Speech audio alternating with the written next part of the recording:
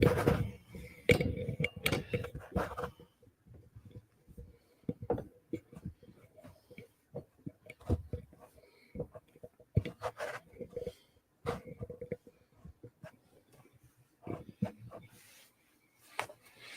afternoon. Good afternoon. What's popping?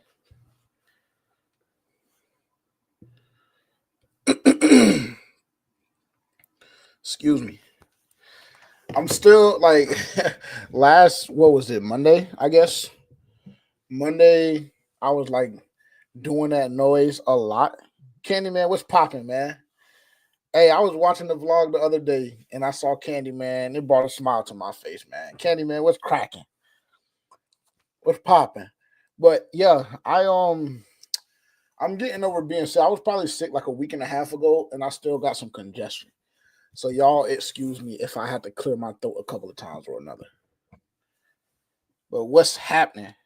What's happening? A lot of activity today. A lot of activity today.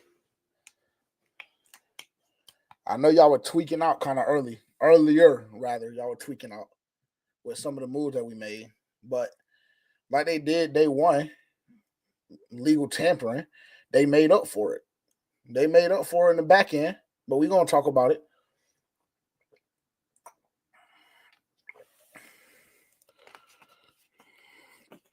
Now, we're headed to Candyman. We're headed to Glendale this year, man. We always pick one game, so we've done it. This is going to be our third year. This is going to be our third year. So the first year we went to Chicago. Last year we went to Vegas. This year we decided to go to Arizona.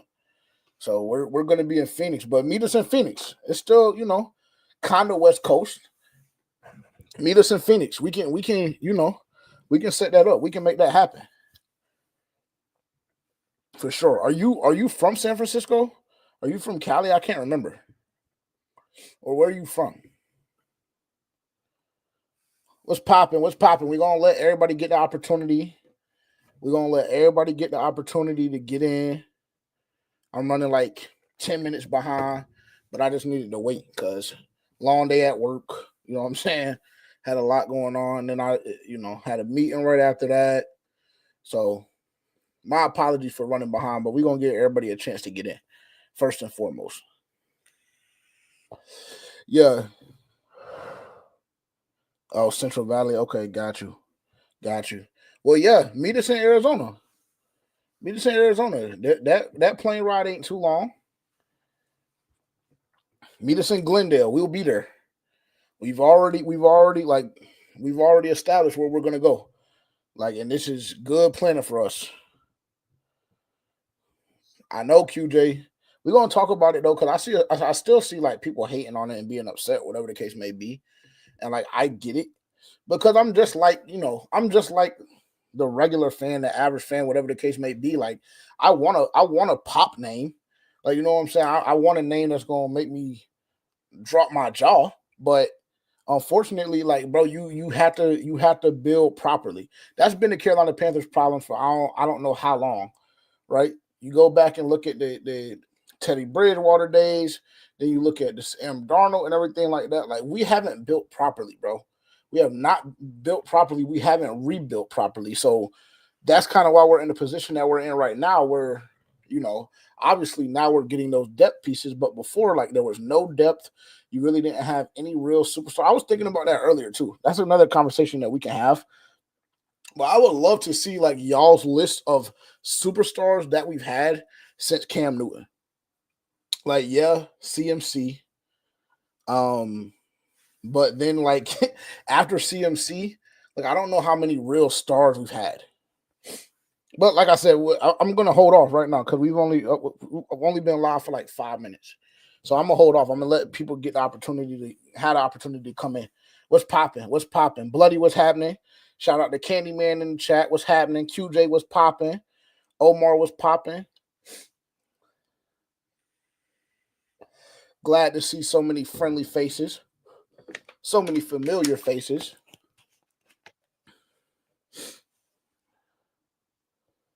Mm.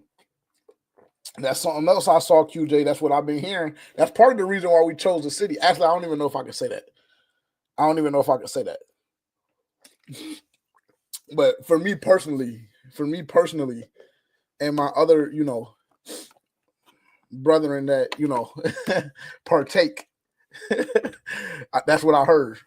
I heard Phoenix be lit. I heard Phoenix be jumping for sure. They said Phoenix is a vibe. That's what I heard. Phoenix is a vibe. So yeah, we're gonna be staying in Phoenix. We're going to the Arizona game, but that's a long way down the road. We got a lot of work to do. QJ crazy, bro. What's popping? Let's say maybe another 2 or 3 minutes and we'll get started. Maybe another 2 or 3 minutes and we'll get started. Appreciate everybody tuning in. Appreciate everybody joining up. I know it's late.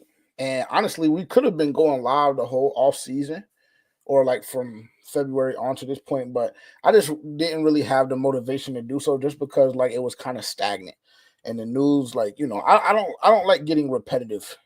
I don't like getting repetitive with our content, with my content, and I just felt like that kind of set us up to be in that kind of position. So that's why I wanted to wait. But I'll be honest, I'm super stoked to be back. We came back last Monday, did a live for maybe like an hour and a half, came back the following Monday, so 2 days ago, and now we're back.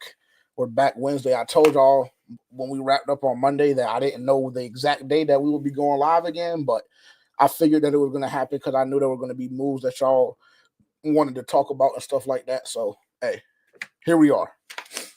Dylan, it was not that long, bro. You acting like I'm like an hour late, bro. I'm literally only like, I don't know what, 10 minutes behind time.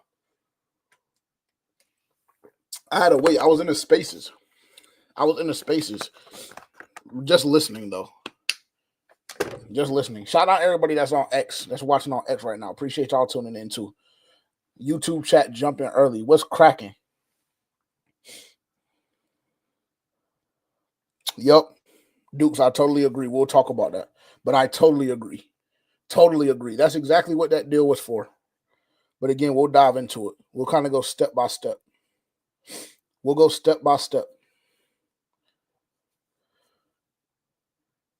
Let me see. Yeah, we'll go step by step. Excuse me.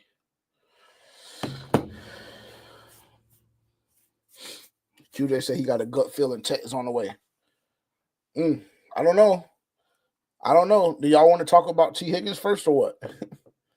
Y'all want to talk about T. Higgins first or what? I know especially the folks on Twitter, especially the folks on X. I know y'all gotten y'all's fair share of T. Higgins convo today, but we can talk about it if y'all want to talk about T. Y'all want to talk about T. What do y'all want to do? What y'all want to do? I only bring first and foremost before we go to T, housekeeping items. Shout out Carter in the chat. I mean, yeah, you got to do that. You got to give him, but you also have to give him a true wide receiver one. But like I said, we'll talk about it. We'll go step by step. Let's just say y'all set a timer for me, okay? Because y'all know I get long-winded. Like the other night, I couldn't even believe that I went 2.5. I'm not going 2.5 tonight. Set a timer. 10 p.m. We have a hard out. I can't go no longer than 10 p.m. tonight. I can't do it. That's first and foremost. So I'm going to try and go quick and try not to spend too much time on certain topics unless we're really, really live and we really, really jumping, in which case then I'll give the people what they want. First and foremost, before we officially get kicked off, if you haven't already, well, first things first, I'm JJ. This is Move the Chains, host of a podcast, host of this little mini live series, I guess you could call it, with Move the Chains, cover the Carolina Panthers. Also CEO of Goodies and Tutus, the G2S network. As you see, that's where you guys are watching right now. If you don't already and you're not already subscribed, make sure to hit that subscribe button, turn the bell notification on, like, comment, do all of those things. If you're not familiar with the For Panthers Fans Only podcast, highly, highly, highly encourage you to check that out. You can find us down below right here all of the social media platforms. You can catch us on all DSPs. And then again, if you're not watching or following on YouTube, highly encourage you to do so. At the G2S Network, tap in with us there. Tap in with us on Instagram, X, all DSPs, TikTok, etc. That's where you can find us at. That's where you can find me at if you enjoy the content and what you see tonight, or whenever you're seeing this video. That's first. Second, March 14th. After you guys set y'all's alarms for 10 p.m., because that's what our hard out for the night. Our hard out for the night is 10 p.m. So after y'all set y'all's alarm for 10 p.m., go to your calendar app, whether you have Android or iPhone. If you have an Android, if you're above the age of 42, 43, I'll give you a pass. If you're below that, I'm on your ass if you have an Android. But hey, judgment-free zone. Pull up your calendar app right now. Set a reminder. Do whatever you need to do. Make it an event. March 14th, 9 a.m. Eastern. Okay? And if you want to be smart, if you want to be proactive, I would just say set the alarm in the event for 8:30 a.m. Eastern time. March 14th, 9 a.m. Eastern. Lock it in on your calendars right now. Create the event. Do what you need to do. March 14th at 9 a.m. Eastern. Another reminder, alarm note that I want y'all to add on that same exact day, 12:30 p.m. 12:30 p.m. And just trust me. That's all I need y'all to do. I just need y'all to trust me. Don't ask questions. Don't, you know what I'm saying? Just trust me. March 14th, make sure to follow us on Instagram and X. Subscribe to the YouTube channel. March 14th at 9 a.m. March 14th at 12:30 p.m. Eastern. Lock it in right now. Don't ask any questions. Just trust JJ. Just trust JJ. That's all I'm going to tell you. Scrappy, what's popping? Shout out Scrap, man. Shout out Scrap in the chat. QJ talk about T Grizzly. We trade for T, and I'm gonna get real ignorant. Yeah. Let's just go ahead and start, man. Let's go ahead and start. So we'll kind of work a little bit backwards today. We'll kind of work a little bit backwards today, just because I know that I want to just go ahead and get this off my chest, and I want to see how y'all are feeling.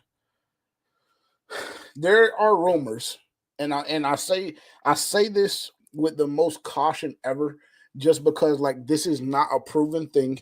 This is not coming from an official source or whatever the case may be. I'm sure if you're watching on X and you follow the Carolina Panthers or you're tapped into Carolina Panthers Twitter, I'm sure you saw what I saw with Utopia, I guess his name is, whatever bro's name is, not an official source again. So just be very, very cautious and take this with a grain of salt. I say that first. However, there are rumors per X Twitter unofficial source that the Carolina Panthers have made an offer for T. Higgins. Now, I don't know how true that is, so this could be seen as me being irresponsible with my platform, whatever the case may be. But I'm willing to go out on a ledge just to have that conversation. If that is the case, what does that look like for the Carolina Panthers? So just keep that in mind. Again, unconfirmed, unofficial source, but there are rumors that the Carolina Panthers have made an offer for T. Higgins and that they've had a couple of different conversations. This is all stemming from the tweet spree that Utopia went on today. That's the only thing that I'm doing. Only thing that I'm doing is, if you're not familiar with Panthers Twitter, I'm bringing you what was going on Panthers Twitter and reacting to it. That's simply it. I'm not saying this is confirmed or anything like that. I want to cover my own ass right now and tell y'all this is not confirmed. This is not confirmed. However, hypothetically, if it is, let's have the conversation. What do y'all think that it would cost? And what would y'all be willing to give up? Because honestly, unfortunately, we had the conversation a little bit on Monday after DK got moved to Pittsburgh and things of that nature. And I was just saying that, there was only going to be a certain amount of capital that I would be willing to give up. There's only going to be a certain amount of, money that I was going to be willing to pay T. Higgins, things of that nature. Unfortunately, not even unfortunately, I would say that my stance has changed a little bit. My stance has changed a little bit, but I want to kind of gauge the chat and see what y'all are thinking and how y'all are feeling. Let's say this. Let's say we can get a deal done with T. Higgins, a deal that looks like anywhere between $30 and $32 million. Right? And I know a lot of y'all aren't going to like that just because DK only got 30. Y'all feel however y'all feel about DK and T, who's better, who's this, who's that. Let's just play the hypothetical game, right? Hypothetically speaking, if the Carolina Panthers have made an offer for T. Higgins, and hypothetically speaking, if a contract extension or a new contract must be given before a deal is agreed upon, let's just play hypothetical, okay? Hypothetically speaking, T. Higgins is demanding or asked for $30 to $32 million. Hypothetically speaking, the Cincinnati Bengals are asking for a 2025 first round or a 2025 second or third round, but combined with that, you must send a piece. What are y'all willing to do? What are y'all willing to do? For me personally, I think that I would kind of be a little hesitant if we're talking $31, $32 million. If we're talking in that range, I'm a little hesitant. If we're talking a first-round pick this offseason, I'm a little hesitant. However, I will say that I have allowed y'all to infiltrate my brain and to encourage the thought that Bryce Young does need a true wide receiver one. I will say that. And to be quite frank, I know that we've had multiple conversations about Tet. I've said multiple times since I've been back streaming, whatever the case may be, if Tet is available at 8, you go get him. But to be quite frank, if T. Higgins is on the table and the Cincinnati Bengals are willing to play ball and we're willing to get a deal done and we're able to get a deal done from a monetary standpoint, I don't know how much I like running the risk of trying to draft Tet if we don't know for a fact what the teams in front of us are going to do. I don't. Now, do I believe he's worth a first round draft pick? That's subjective, bro. But I want to know what y'all got to say. That's subjective. I'm just telling y'all what the rumors are right now. I'm just telling you what the Twitter streets are saying. That's it. Bloody said I'll give them a second and Coker. They're not getting XL. Let's see. Here we go. I'll pull it up. QJ said I would be comfortable with a first round swap, third round pick, and next year's second round. That's a lot. But it is T. Higgins.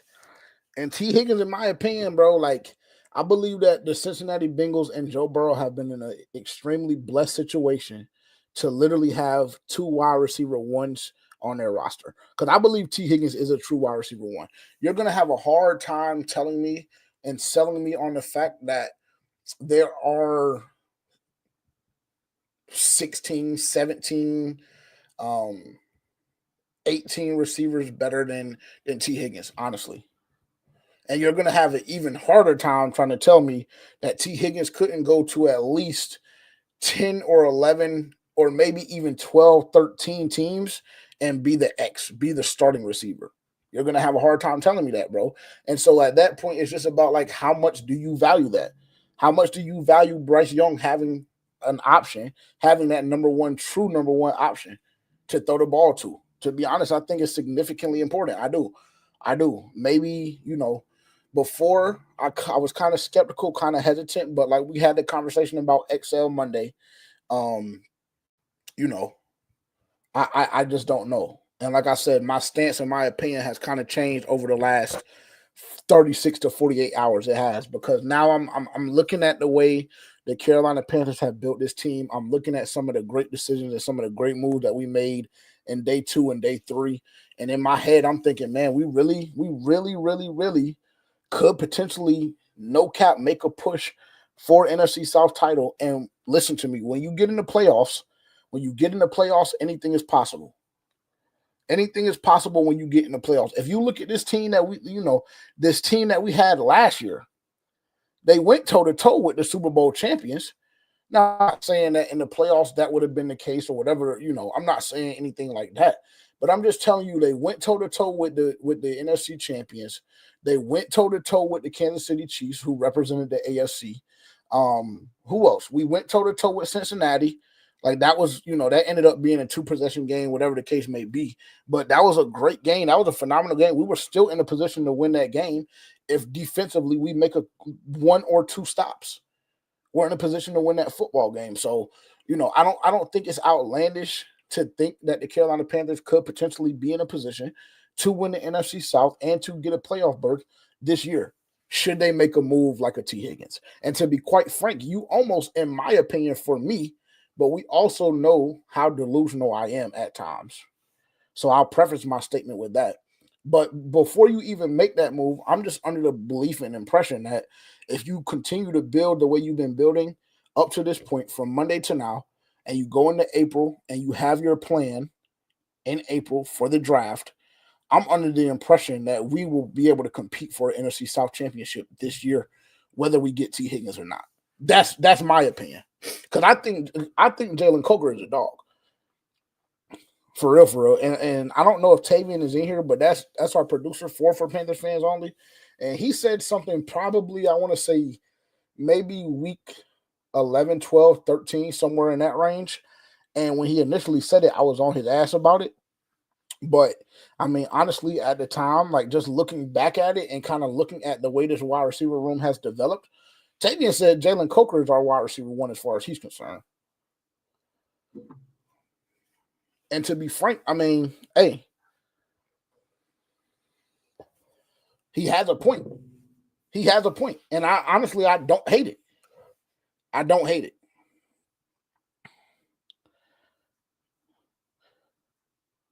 Messiah said round 3 and round 6 for T. Higgins. I don't think that gets the deal done, bro.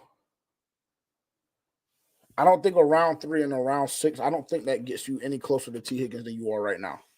And obviously, I mean, I don't know how close we are right now, but I don't believe a round 3 or round 6 gets you close. I was just in space before I joined this, and there was a conversation that came up. Would y'all trade? Let's say the Bengals say we want a 4th this year and a 5th next year, and you also have to throw in Taylor Moton or Kim Ekwonu. Would y'all do that? Would y'all take that deal? Would y'all take that deal? And before y'all answer all fast, think about it. Think about it, because I'll give my opinion, but think about it now. Don't answer too quick. But let's say, hypothetically, the Cincinnati Bengals say, we can make this deal happen, Carolina. We can make this deal happen if you guys give us a 4th this year, a 5th next year, and Taylor Moton or Ikem Ekwonu. Are you guys taking that deal, yes or no? Bloody, I agree. Bloody said if our defense is top 20, we probably would have won the South last year. Totally agree. And I get hesitant about saying stuff like that just because, like, there have been times where I've just been fully caught up in emotion, and I'm on camera, whatever the case may be, and I say something, and then it ends up like coming back and biting me in the ass. But I totally agree with that. If you have a top 20 defense last year and you pair it with the way Bryce Young played the last 10 games of the season, you win the NFC South. Because honestly, you think back to the first Atlanta game, you should have won that. The first Tampa Bay game, you should have won that. You clipped the Saints. Obviously, the first Saints game we lost handedly, so won't even bring that one back up. But then you go look at the Kansas City game where we convert on the 2-point conversion. If we go into overtime in that game, we don't know what happens. You know what I'm saying? If the defense doesn't come out as soft as it does in the second half against Philly, when we were already battling, and XL just catches the football, XL might not even have to make that catch if we have a top 20 defense.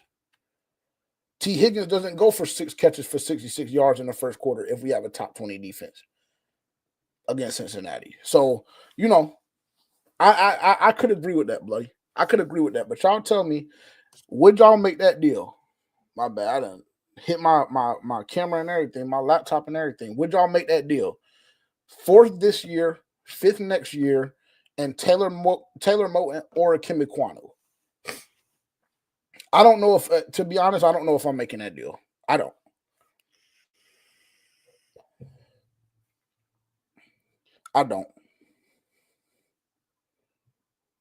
Now, QJ said yes. I would trade Icky. Candyman said he would trade the 2nd and 4th for T.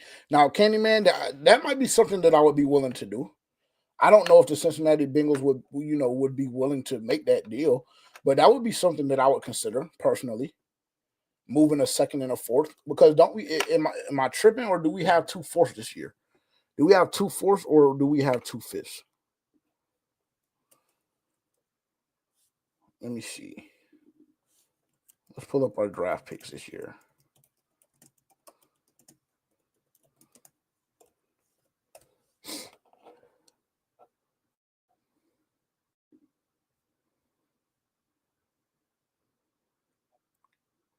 Let's see. Currently have 9 picks.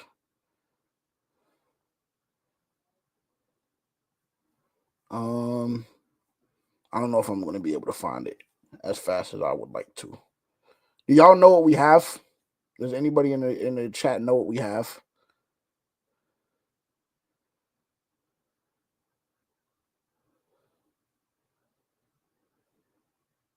Yes, Candyman. That 2nd, that I know for a fact that we have that 2nd. I know for a fact we have that 2nd, and it is the back part of the draft. Or excuse me, the back part of the round. My apologies. I do know that for a fact. But what else do we have? Like, because I know we have multiple picks. I don't know if it's multiple picks in the 4th and the 5th, or if it's just one of those 2 rounds. I think that we may have like 2 or 3 picks in the 4th, and then like 2 in the 5th, or something like that. I don't know. I feel like that's probably something that I should know off the top of my head. Y'all don't judge me.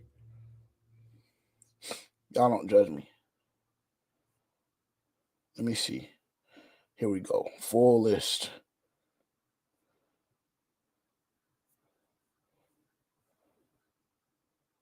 Okay, here we go. Carolina Panthers. Panthers.com. Let's look at this. Let's look at this real quick.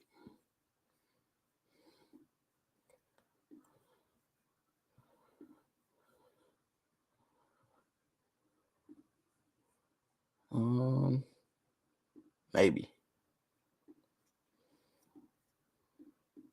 There we go. Here we go. So we have 1 in the 1st, 1 in the 2nd, 1 in the 3rd, 2 in the 4th, because we got that 4th for Jonathan Mingo from the Dallas Cowboys. Appreciate the donation. Also, shout out to all Cowboys fans worldwide. Appreciate the donation to Rico Dowdle too. But we'll get into that in a second. So 2 in the 4th, 3 in the 5th, and then 1 in the 7th. So I was close. I was close. See, I know a little bit. I know a little something, not a lot.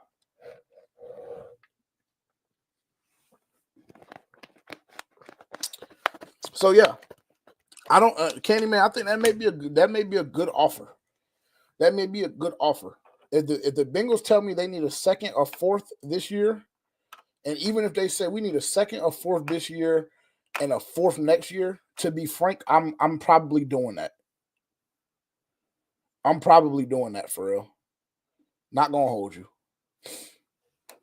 I'm probably doing that. With what we have, I mean, we have those 2 4th rounds, we have those 3 5th rounds. Obviously, you want to keep as much capital as possible, because that's how you build. That's how you build winning football teams for years to come, right? But if you can guarantee that you get 3 or 4 years of T. Higgins, to be quite frank, there's no reason why you're not willing to give up a 2nd and a 4th and a 4th and 26. To be quite frank, because the odds of you hitting on somebody that's T. Higgins caliber, that has the ability to bust a game wide open in the 4th round, slim to none. And obviously, you're taking your chance and you're kind of pushing your marbles and the chips to the middle of the table with you giving up the second, the 57th overall. But to be quite frank, I'm probably taking that deal. I'm not here to lie to y'all. I'm probably taking that deal. I'm probably taking that deal. Second, fourth this year, and a fourth next year. Yeah, I'm taking it.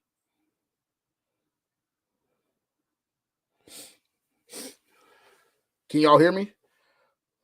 Candyman, I don't know if that's something on your end or that's something on my end.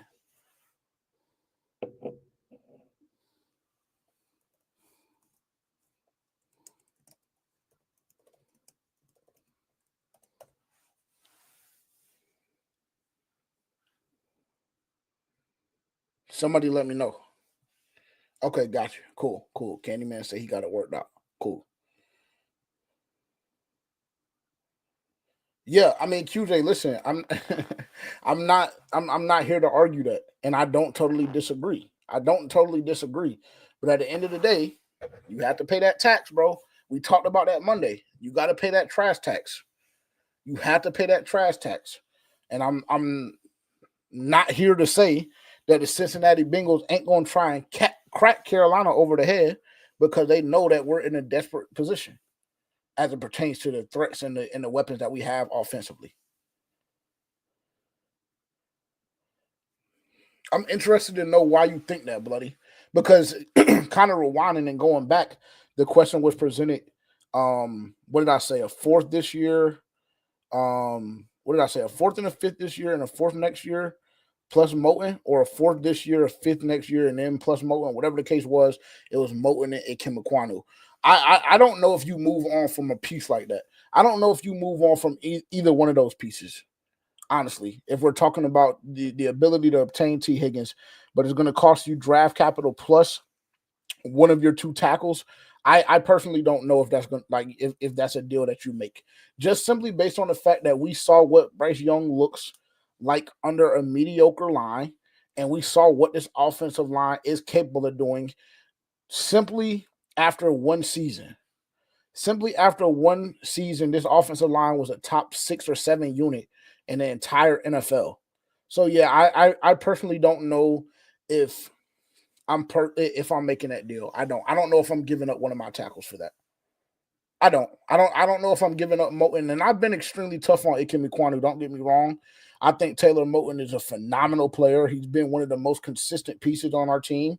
You know, we got smoke for him for other reasons, but as far as it pertains to on the field and what he's capable of and what he's done for this organization and this franchise on the field, yeah, I personally don't know if I'm moving on from him, bro. I don't. And I know that we want to have the conversation about his cap hit and, everything like that, whatever the case may be. But at some point or another, bro, you got to pay the man. You got to pay him. He's been a valuable asset to your team. He has. And he's restructured multiple times to try and give you some leverage and some leeway. To bring in more talent. At some point or another, you got to pay the man, bro. I tell y'all all the time, I'm pro player, I'm pro athlete, I'm pro artist, et cetera, et cetera. So when players are owed their money or they've worked themselves into a position to get a contract like a DK Metcalf or whatever the case may be, they deserve it and the organization should pay it. And that's just the way it should be. So I'm always pro athlete. So at some point or another, you're going to have to pay Taylor Moten regardless, or, you can try and extend them, whatever the case may be, to try and make the burden a little less on you. But trading him, I don't believe is the answer. I don't believe trading Taylor Moten or Ikem Ekwonu, even though Ikem Ekwonu has been extremely inconsistent his first 3 seasons. I think Ikem Ekwonu, he wasn't as productive and he wasn't as good last year as he was year 1, but he also was not as bad as he was year 2 last year. So for that alone, just because I saw how good Ikem Ekwonu can be year 1, that buys him another year with me personally. That buys him another year, if not 2. And to be honest, if we extend him, that might be the right move. So I don't know. I don't know if I'm making that deal, bro. I just wanted to gauge kind of where y'all were. I wanted to gauge where y'all were in the sense of like, how are y'all feeling regarding what the market looks like and how does it feel as a Carolina Panther right now? Because I think oftentimes I get too caught up in the Twitter world and the Twitterverse, whatever you want to call it. And I let a lot of them kind of trick my mind into believing that we're feeling one way or another. So that's why I wanted to ask y'all. Yeah, QJ. Moten is making the most money, but I mean, yeah, so what? You have to pay valuable pieces, bro. We talked about that on Monday too. Like the comfortability with just allowing top tier talent to walk out of the building. And as much as we don't like to acknowledge offensive linemen, or as much as they're not the sexiest position on the field, pause, like they're extremely valuable. Offensive linemen are extremely valuable. We saw what this offense and what this team and Bryce Young in particular looked like 2 seasons ago with a terrible offensive line. And we saw what this offense and this team and Bryce Young looked like last year with a competent offensive line, with a top-tier offensive line. So why would you remove a piece like Ikem Ekwonu when you still have guys like Stephon Diggs on the free agent market, Keenan Allen, Cooper Kupp, who just became available today? You still have options. Now, just based on what I saw and what I'm hearing about Cooper Kupp, he doesn't want to come to Carolina. There's absolutely no interest to come to Carolina. So that may be a name that you mark off, but there's still options on the free agent market, like a EJ Moore, who I saw somebody mention Elijah Moore earlier in the chat. Let me see if I can scroll up and see who that was, because I want to make sure I give you your credit, because I saw somebody mention Elijah Moore earlier, or maybe I just envisioned it. Let me see.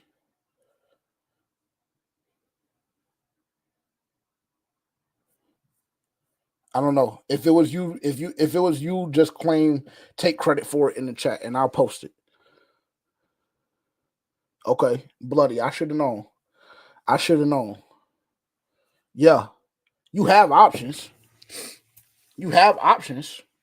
You know what I'm saying? Like now, EJ Moore doesn't have the ability to bust a game open, but you have options, and the draft is in April. So I I will say the price that I'm willing to pay for T. Higgins is relatively high, but there's also a certain line that I'm not willing to cross, and that line begins to kind of get more clear once you start mentioning Ikem Ekwonu and Taylor Moton. And honestly, any other trademark pieces. Like, obviously, I don't think this by any stretch of the imagination, but if they even make a comment about JC Horn, the conversation ends. If they make a comment about, having to throw in XL with all of that draft capital, the conversation ends. Like there's a couple of lines that I'm just personally not willing. If they mention pretty much any offensive lineman with the exception of the center position, the conversation ends. Dame, Rob, Ick, or Taylor Moton. If they mention any of those names, or XL or JC, the conversation ends. It's just very simple. That's just the line that I'm not willing to cross. But I will say the price that I would be willing to pay is relatively high. I don't know if it's as high as a first round pick. I don't. I'm still TBD on that. And hypothetically speaking, if a deal was made, I would have to see how I felt about it in that moment. But the price that I'm willing to pay for T. Higgins right now in this moment is relatively high. So that's just how I feel about it. That's just my opinion. Dylan, if you're still in here, if you wouldn't mind sending me the graphic that you dropped earlier on X about what our starters look like at this very second, or I might just be able to pull it up here. Let's see. And honestly, before we get there, we're gonna dive into the signings over the past 2 days, because I want to know how y'all are feeling about it. But I want to pull this up I want to pull this up real quick too.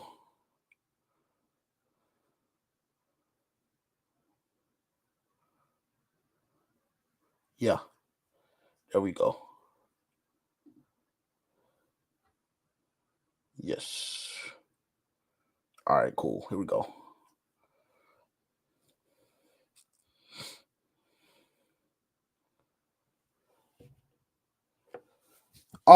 That's a good question, Bloody said. Let me just pull it up. So if he's not willing to extend Moten, you would rather just let him walk and trade him for T? I mean, that's a good question, but this is my whole ideology and thinking on it. If you're Dan Morgan and you're in that situation and you know that you're not willing to extend you know that you're not willing to extend Taylor Moten, then come April, in the back of your actually not even in the back of your mind, in the front piece of your mind, you need to be thinking we need to figure out who our replacement is going to be for Ikem Ekwonu. And in that case, with one of those fourths and one of those fifths, or maybe even the third, you need to be thinking tackle. You have to be thinking tackle somewhere if we're not willing to extend Moten. That's a great question though. That's a great question because if you don't believe that this offensive tackle class is that talented and you don't think that you can get one that is going to be starter worthy in a year, come round 3, 4, 5, somewhere in that range, then you have to extend Moten. And if you're not going to be willing to extend Moten, then the conversation changes. If this front office isn't willing to do that.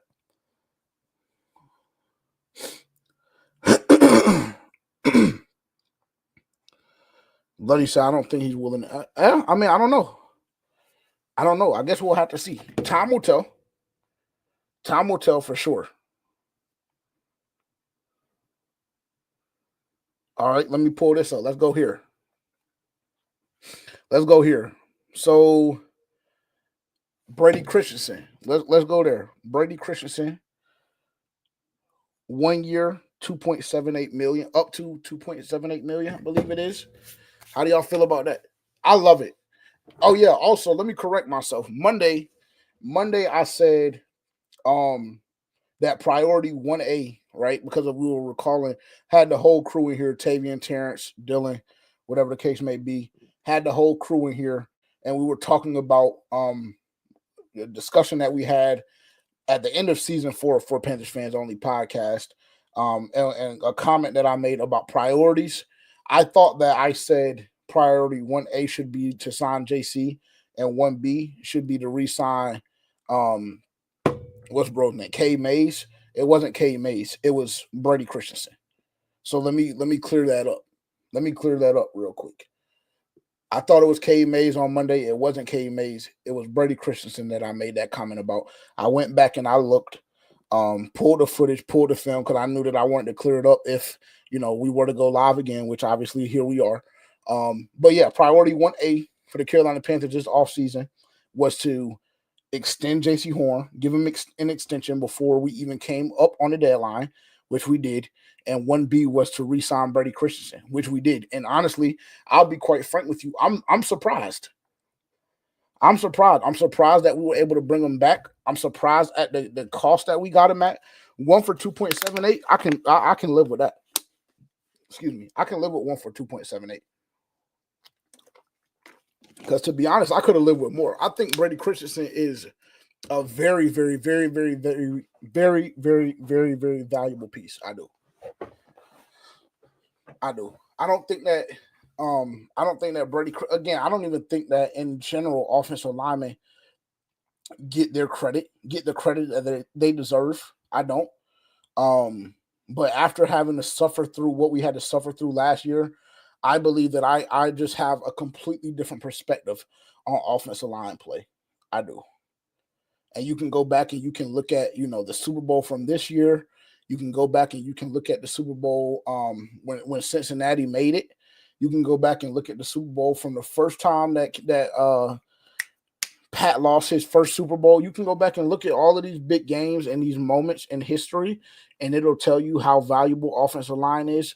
So when you're able to bring back Austin Corbett and also bring back Brady Christensen, and also bring back Cade Mays for like a total of $10 million, that is a win to me. Round of applause. Round of applause. Not gonna hold you. That's big time. And we give Dan and this front office a hard time as Panthers fans just because the expectation is what it is. We know we haven't gone through a proper rebuild, whatever the case may be. We know we need pieces. We know what our defense looked like last year. We've been extremely tough on the front office and Dan Morgan in particular, and rightfully so. Heavy is the head, right? But I will say, if you just look at those three moves individually, Cade, Corbett, and Christensen, you bring all of those guys back for under $10 million, less than a $10 million cap hit, that deserves a round of applause.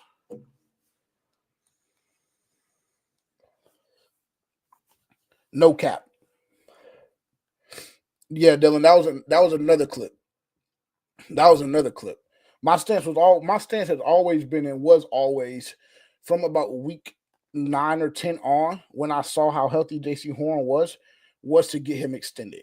Now, did I want to make him the highest paid cornerback in NFL history? I'm not going to say that. However, that's the price of doing business, and that's what he cost, and that's what the cost was to get the deal done, and we got the deal done. So how mad can I really be if I knew that was priority one? I can't really. And I did call that perfectly, though. I did call that perfectly because the clip that you're referring to was what free agents did I feel like we were going to bring back. This was at the end of the season. What free agents did I feel like we were going to bring back? And I did call that perfectly. Tommy, Brady, and Mike Jack. And they did all three. And to be honest, I had reservations about the Tommy Tremble deal, but at the end of the day, you can still go draft a tight end. I saw that, if I'm not mistaken, Evan Ingram went and had a conversation with the Denver Broncos today. So I think that one might be kind of off the table up to this point or at this point. But I still think that you have enough talent in this draft to go find another tight end to pair with Tommy and JT Sanders. Because I still think that JT is going to be a dog. I think that injury that he suffered against Kansas City set him back significantly. He never really got back in the rhythm. He never got his mojo back. That really, really hurt us. That really, really hurt us, and it hurt the development of JT Sanders. But I still think he's going to be a dog. I still think he's going to be a problem. I do. I think we're going to be A-okay in that tight end room. And these were the three picks. When we looked at the list of the guys that we needed to see back that were free agents for the Carolina Panthers this year, these were the three guys that I said, and these were the three guys that we brought back. So, I'm only going to be so upset, if we don't make a splash or if we don't make a pop play in free agency, just simply based on this, as well as the other things that we've done up to this point. I honestly, being greedy, obviously I want to see a pop. Like CJ Mosley became available today. I know we went out and signed a linebacker from LA. What's the guy's name? Roseboom or something like that. Christian Roseboom, 1 year, up to $3.5 million. But I would like to see a conversation be had with CJ Mosley. And if not, I think that you bring Shaq Thompson back. I don't know how much Shaq Thompson is going to cost, but I don't think that the move to bring in Christian Roseboom, I don't really think that doesn't move me personally. In the chat, I was talking to the crew. You look at it, 11 games started last year, 135 total tackles. But based on my understanding from what I've seen on X, what I've seen in the Ram space, what I've seen kind of on film or whatever the case may be, the little tiny bit that I watched on him, he can't really stop the run either. He can't really stop the run either, and I don't know why we would want to bring that in. But, it looks sexy. 11 games started, 135 tackles, that looks sexy. It does.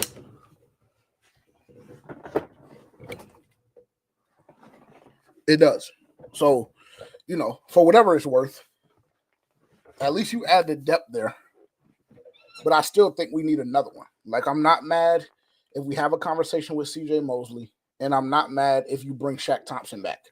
because I mean the linebacker market looks kind of average right now. A lot of people have filled that hole on their rosters, and Shaq Thompson still hasn't been signed. I don't think there's a world in which you release Shaq Thompson last week or a week and a half ago. You go through this whole period, even if you let it last for a week, maybe even 2 weeks. If Shaq Thompson is still available, there's no reason why, if you're the Carolina Panthers, you don't bring him back. There's no reason. Christian Roseboom doesn't do that. He doesn't.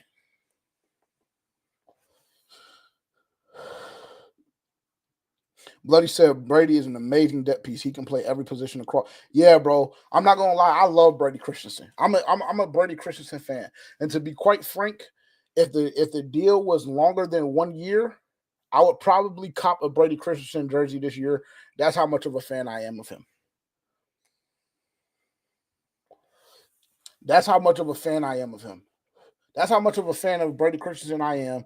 If the deal was longer than 1 year, I would be copping a jersey. No question about it. No questions asked. Like, I got to get my Robert Hunt jersey this year too, in blue. If y'all ever wanna bless me, you know what I'm saying? We do giveaways all the time. So if y'all ever want to do a giveaway for JJ or anybody else on the crew, in particular JJ, y'all ever want to do a giveaway, feel free. You know, DM me and I'll send the PO box. I'll send the PO box if y'all ever want to bless JJ and do a giveaway for me. Blue Robert Hunt 3X. I'll send the PO box information. But I love I just to get back on track, I love the Brady Christensen edition. I love bringing him back. There was no world in my head, in my opinion, that you let him walk. I was very, very frustrated to know that he was even on the market when I mean they made that announcement probably like a 2-3 weeks ago, whatever the case may be, 4 weeks ago maybe. Frustrated at that time. We even had the conversation about should he be starting in a situation if you had to pick. Excuse me, if you had to pick between him and Austin Corbett at the starting center position. We even had that conversation on For Panthers Fans Only. And by my tonality, I'm sure y'all can assume what I said.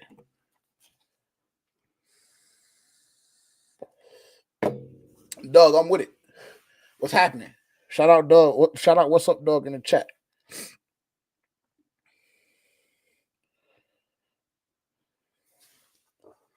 I'm with that. We can make that happen for sure.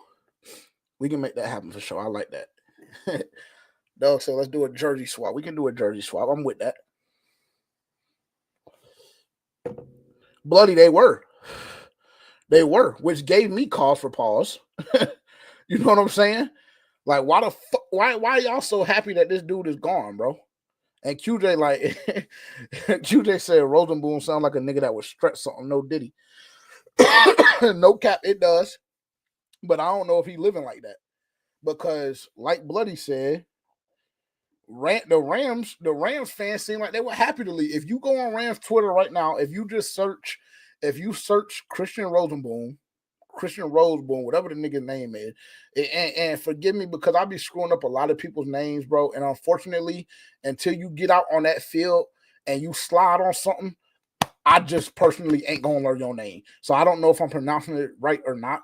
But Christian Rosenboom, if you go search his name on X right now and you go on the Rams side of Twitter, it seems like they're celebrating that he's gone. It seems like they're celebrating that he's gone.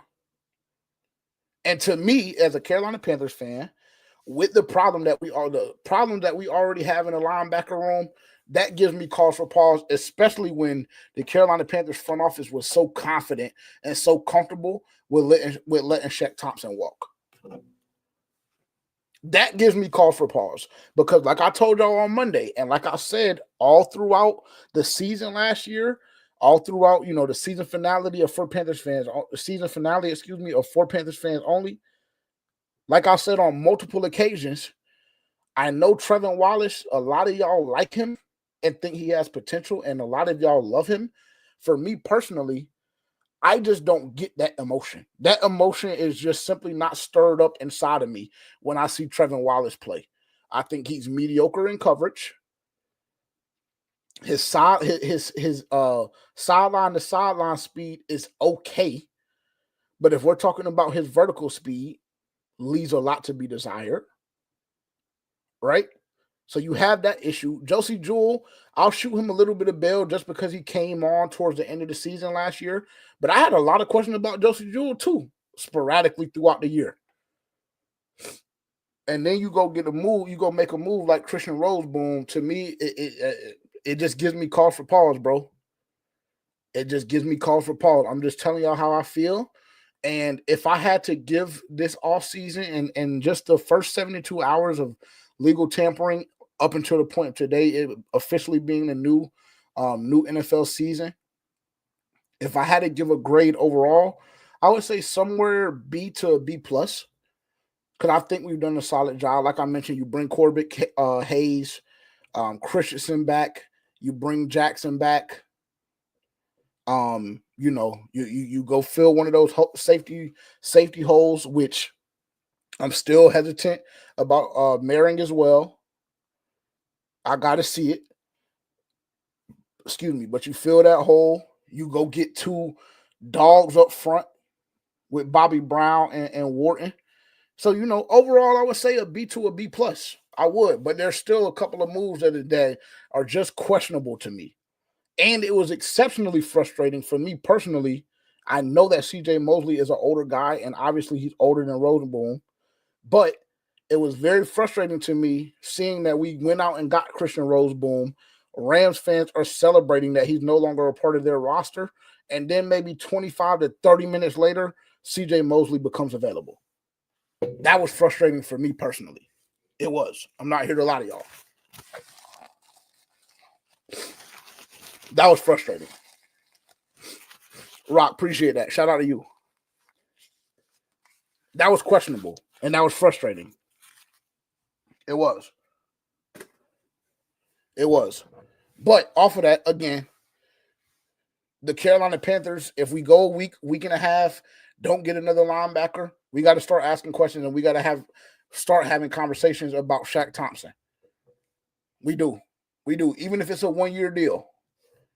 Even if it's a 1-year deal and you have the plans of going into April with loading up at the linebacker position, I'm okay with that. But to be honest, when we look at probably in about 5 or 10 minutes, because I want to continue to go through some more of the transactions that we made today and yesterday. But to be honest, if you look at the linebacker room, a lot to be desired, transparently.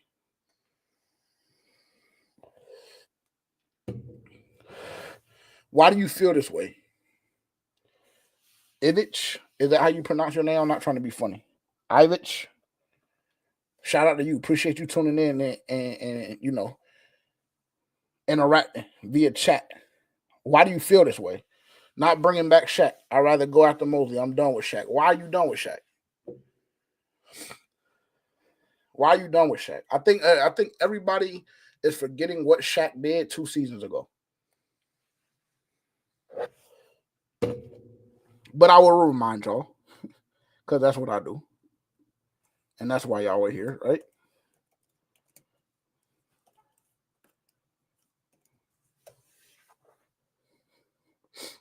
Three seasons ago. My apologies. Because he had the season ending injury in 23. Because who was that? Terrence was on his ass. Bro, that got Shaq hurt. I can't remember. But some after the whistle shit. Broke his leg.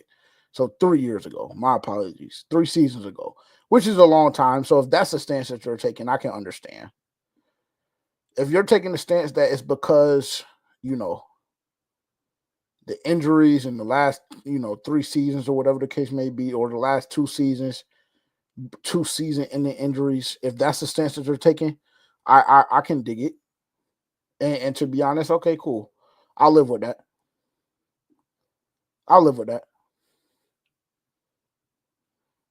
But I'm just not going to jump out the window. I'm not. I'm just not going to jump out the window and just say, give me CJ Mosley over Shaq. I'm personally just not doing it because the last time Shaq played a full season, excuse me, the last time Shaq played a full season, 17 games played, 135 tackles. To go along with a half sack, 4 PBUs, no interceptions, which as you can see, he's never been an interception guy in his career. But it's not like there was any real drop off. And if you look at this, the last time Shaq Thompson was fully healthy and played a full season, he had his best career year. So I'm just not going to jump out the window. And even last year, 4 games, 35 total tackles. What is that? A little over 8 tackles a game. Yeah, I'm just not. I'm just simply not jumping out of the window and just saying like, give me CJ over Shaq. I'm not, especially if Shaq is gonna be on the market for X amount of time and he's potentially willing to take a hometown discount at this point, seeing that his value may not have been what he thought it would be with him leaving, and CJ is asking for more money. There's definitely going to be even more calls for pause at that point. I'm personally just not jumping out on the window in that. I'm just not. But that's just me. Again, it's just my opinion. Because we can go look. If y'all want to go look, let's go look. I'll be fair. I think what we can all agree on, before we even pull these up, I think what we can all agree on is the fact that we do still need something else in that linebacker room. So even if we just look at, excuse me,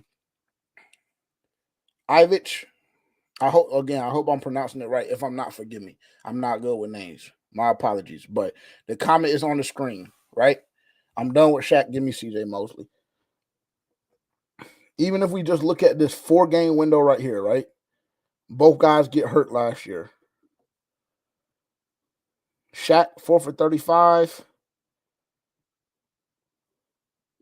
CJ 4 for 17. Now, obviously, again, I'm going to continue to be fair. If we look at this, compared to that, you know, I get it. But this can potentially save you, this compared to this can potentially save you $2.5-3 million, especially if you're only looking for a 1-year deal. That's another big thing. Like if CJ wants to sign for 2 or 3 years, going into year 11, 12, whatever it is, it's going to give you cause for pause. It is, especially if we can get Shaq for one year, $4.5 million, 1 year, $5 million, something like that. That's doable in my opinion. And I'm just simply not going to just jump out the window and say, give me CJ over Shaq, because if it doesn't make dollars, it doesn't make sense. And if we can get Shaq for a little bit cheaper, for a guy that has been in this scheme for, obviously he got hurt, whatever the case may be. However, he's been very, very involved and always was. So I'm just not jumping out the window and saying that. Luke was popping.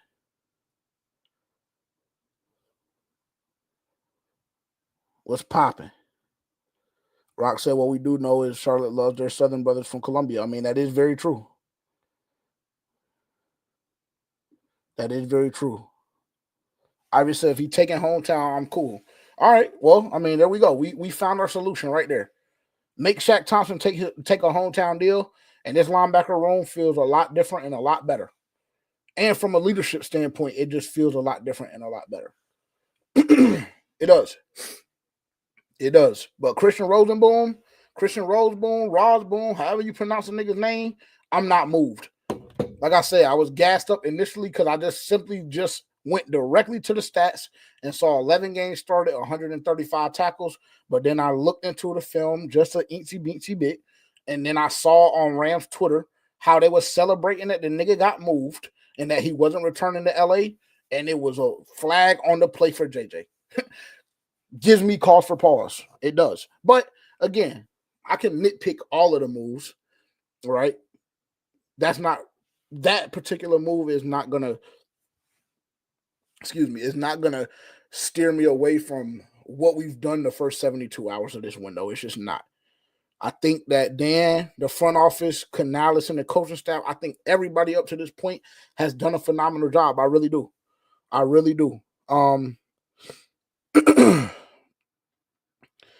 We signed today also Well, actually, let me go back to yesterday. We get the punter.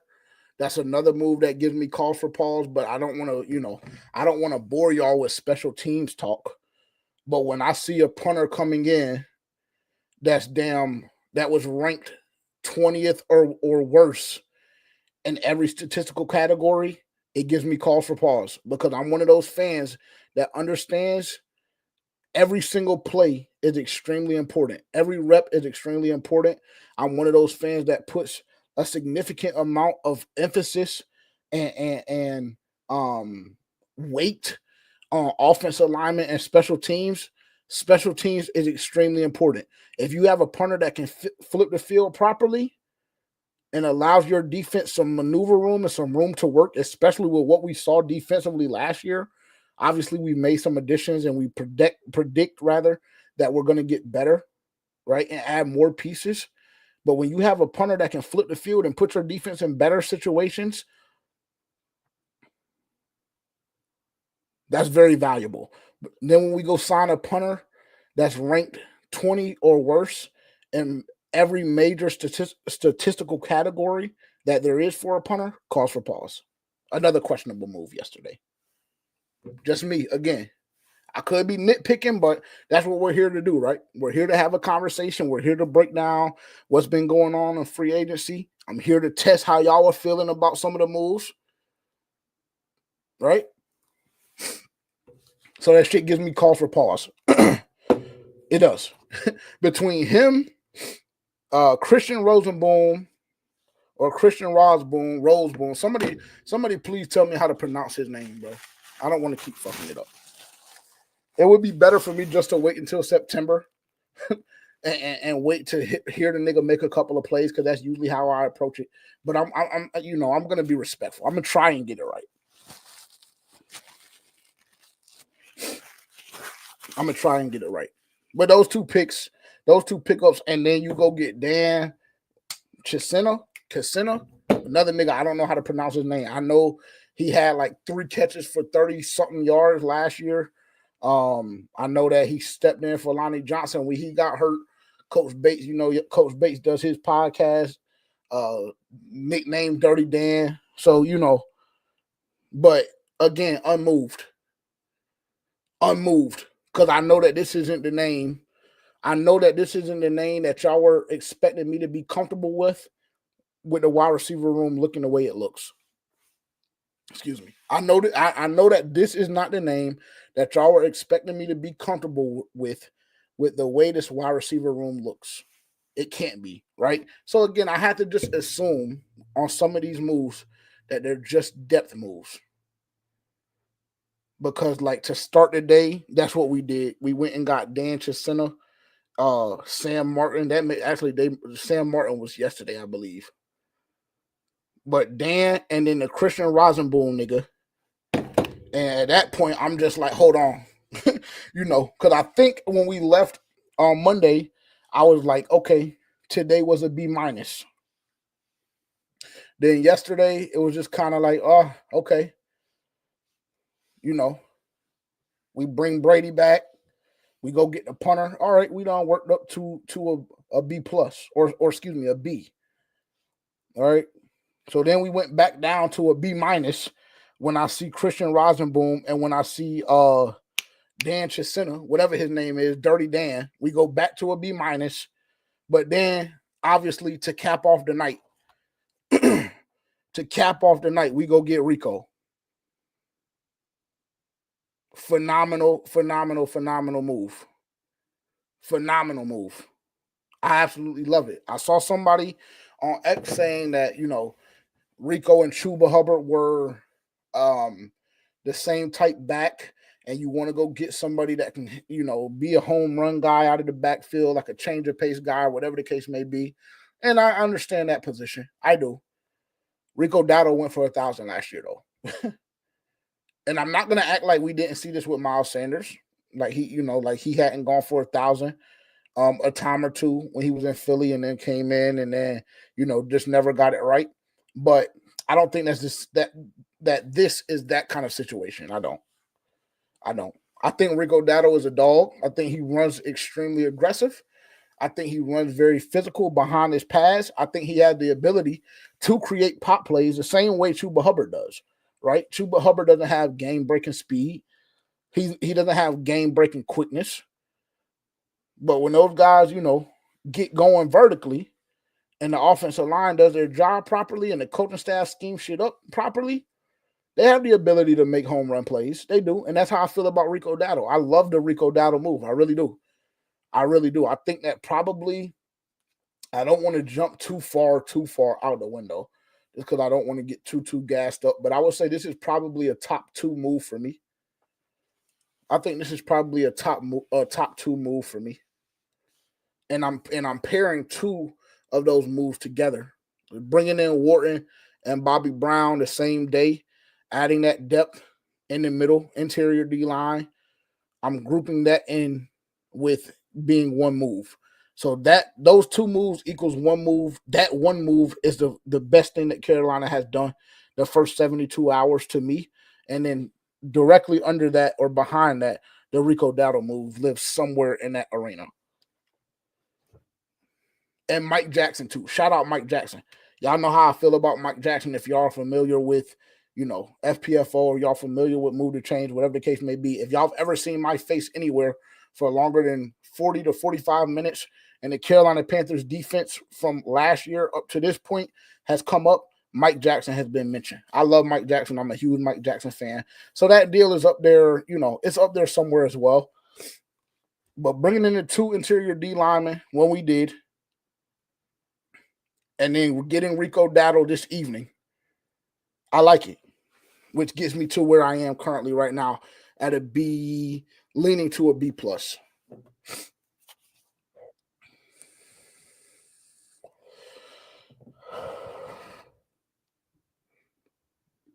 Maybe y'all can school me on these guys.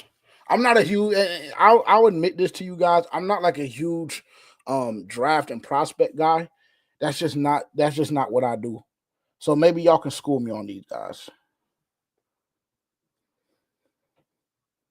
Maybe y'all can school me on these guys. I'm not familiar with either one of these dudes. Maybe let me go see if I see a picture of them and I know what school they went to. Maybe that'll give me some clarity.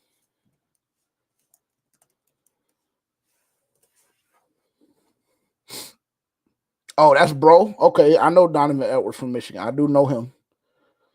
I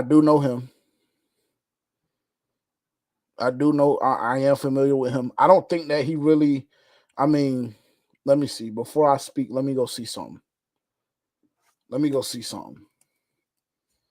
Because they had 2 backs, right? They had like 2 or 3 backs. Excuse me. Michigan ran like a 2 or 3 back set. Is this the kid that got his job took? Didn't Donovan Edwards get his job took by the young nigga, the freshman? He was either a freshman or a sophomore, but one of them, I don't know if it's Donovan Edwards or the other running back. I can't think of his name off the top of my head. But one of them got their job took. And if it's him, I gotta just chill for a second. I do. And he's not really that fast either.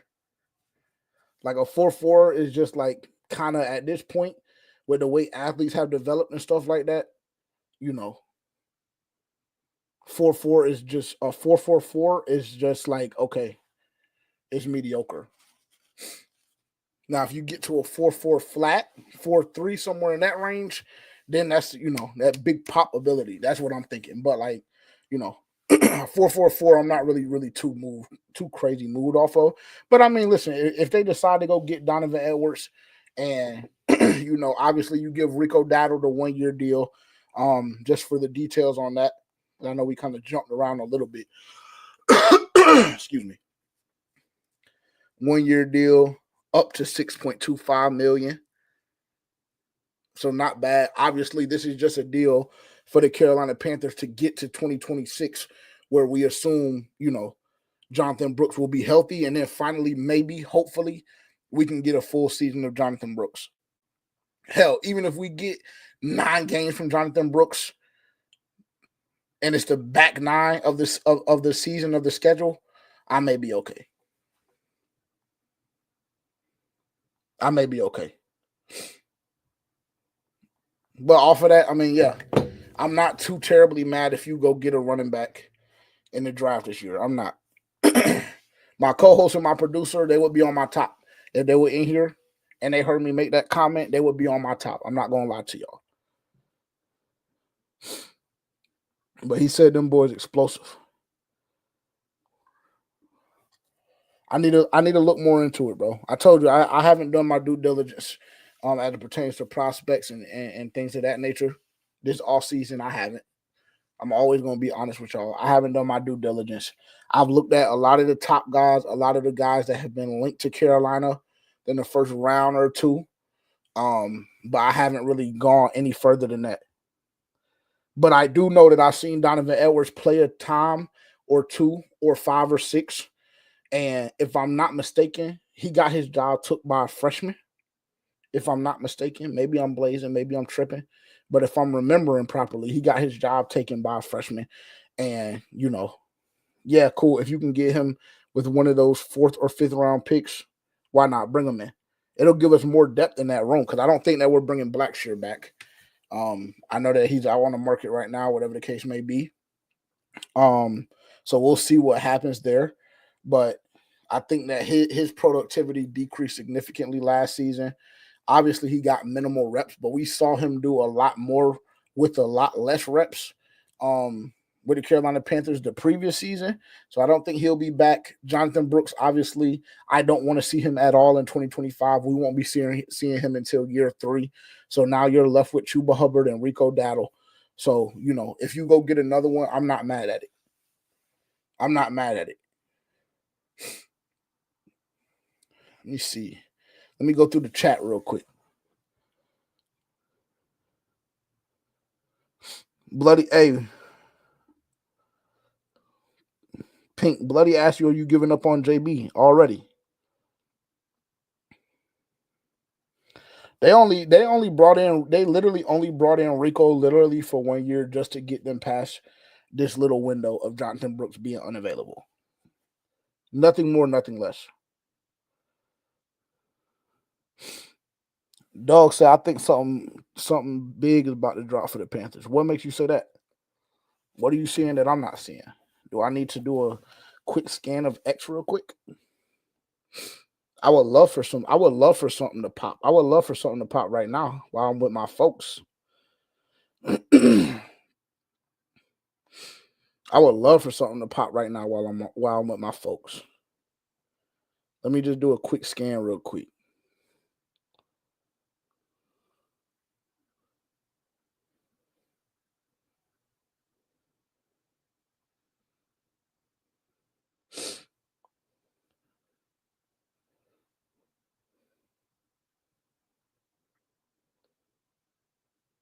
Let me just do a quick scan. I keep seeing T. Higgins, bro. I don't want to gas it. I don't want to gas it. I don't want to be the one. Listen to me. I've had so much heartbreak as a Carolina Panthers fan for more than one reason over the past 20 years that I've been a fan. If you don't know the history of my NFL fandom, go do your research. I'm done. Hey, listen, I'm done talking about that too. But just go do your research. I'm 25 right now. You can do the math. About to turn 26 next month. You can do the math. But over the last 20 plus years, I've had so much heartbreak with the Carolina Panthers that I don't want to be the one that pushes certain narratives that leads to you guys heartbreak. But I'm just telling y'all right now what I'm seeing on the X streets, and I keep seeing a lot of shit about T. Higgins. I'm just telling y'all that.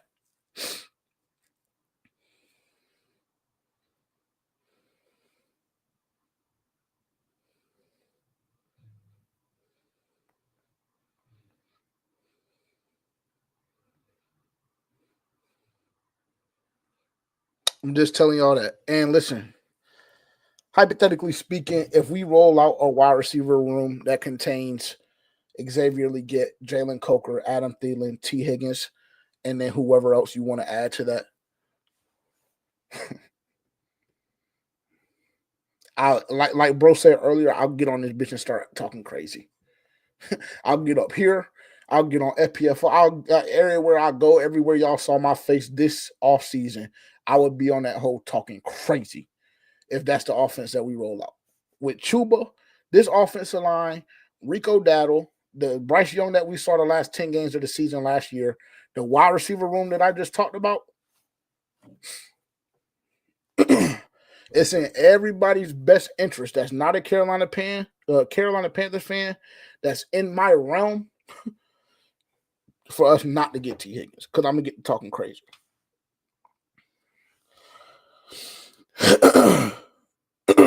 The Chargers just brought Mike Williams back. 1 year, $6 million. It's very disappointing.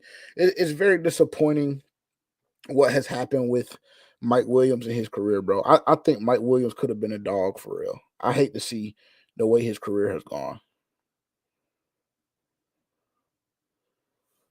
Interesting. Oh yeah, no. I think this is cap. I think this is cap. Now I'm also seeing reports of Brandon Ayuk, but I think that's cap. I think that's cap. I like the excuse me. I like the T. Higgins rumors a lot more. Yeah, it is. Hey, it's a lot of motion in them Twitter streets about Carolina and T. Higgins being attached to each other. It's a lot of motion. Okay, okay, D-Lo, my fault. My fault. My bad, D-Lo. My bad, game. They said that Donovan Edwards got his job taken by a singer. My fault. So I take it back. The only thing that I knew for a fact was that he got his job snatched from him. That's all. And that was the light skinned dude, right? He was like kind of my complexion a little bit. Number 23 that took Donovan Edwards' job. Because he ended up popping for something quick. I don't even remember what game that was, but I know it was like in the postseason sometime.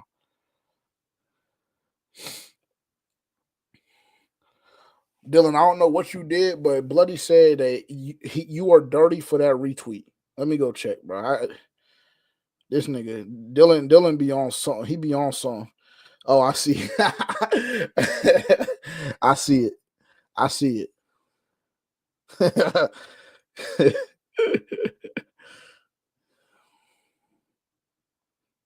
That offense would be special. I'm not gonna lie to y'all, bro.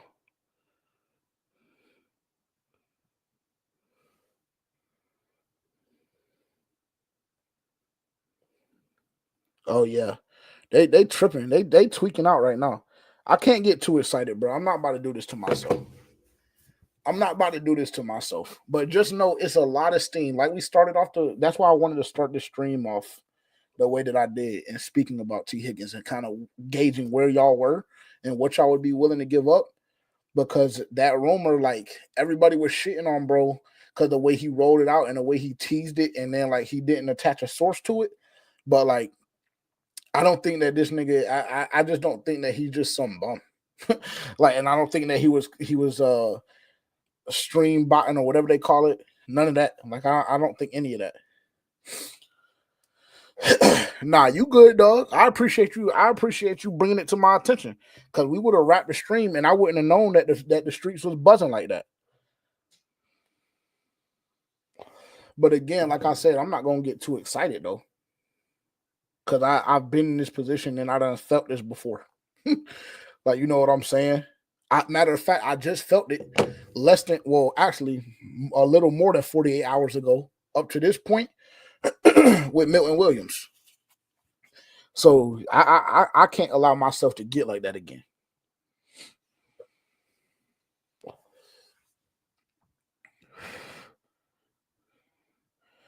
Pink Panther said it has to be either T or Pickens because Steelers can't pay $30 million to DK and Pickens, then $40 million to TJ Watt. I mean, that's a good point. How would y'all feel about George Pickens? That's interesting.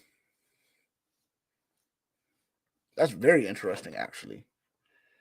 I like a good crash out. I love a good crash out. I'm sorry he did that to you, Bloody. I'm sorry, bro. I'm sorry he did that to you, gang. He ain't shit, bro.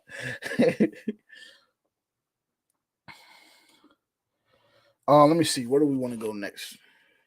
I told y'all I had a hard out at 10. Yeah, what's popping? I'm glad you made it live, bro. I saw you in the comments. I responded to a couple of them this morning, bro. I was disappointed you couldn't be live, but I'm glad you made it tonight. I'm glad you made it. What's popping?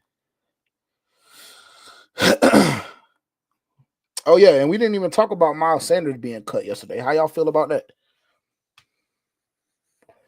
Oh, it was him, Pink Panther? Yeah. He was a dog though. I ain't gonna lie. I'm not gonna sit here and act like when Donovan lost his job, I'm not gonna act like he wasn't supposed to. Cause bro was a dog. I will give him that. I will give Donovan the benefit of that, the benefit of the doubt on that. Bro was a dog. So it wasn't like he just lost his job to a bum. So I digress. QJ said, nah, I'm good on picking. I'm still hurt from Deontay. I mean, understandably so. Understandably so. I'm not mad at that. We got a lot of people that are on the stream currently that weren't on the stream when we first started.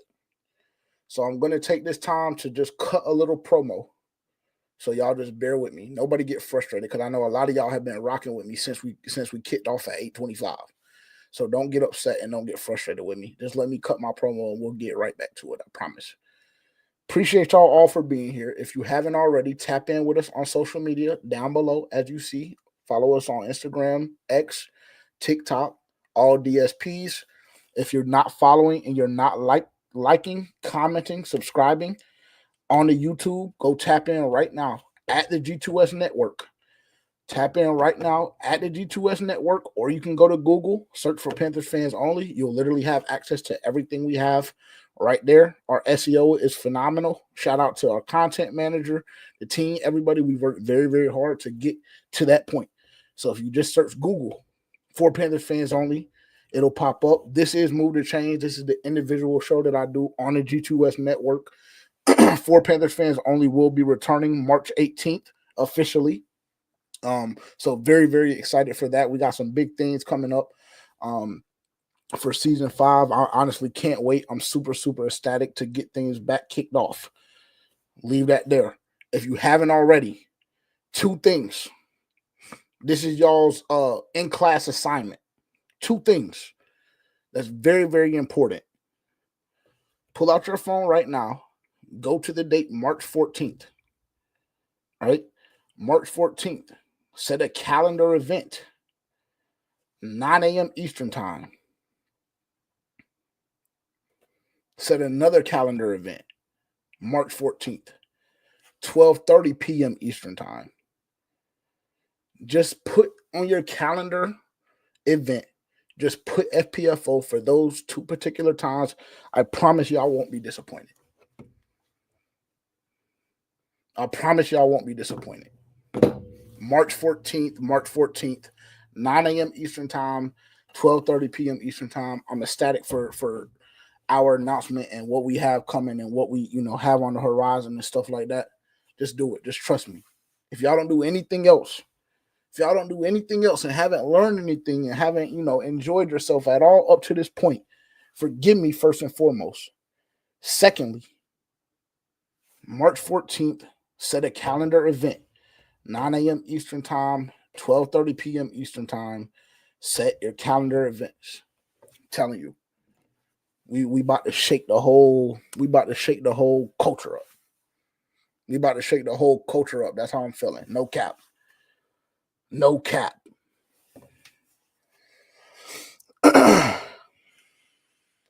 Miles Sanders, how y'all feel about that?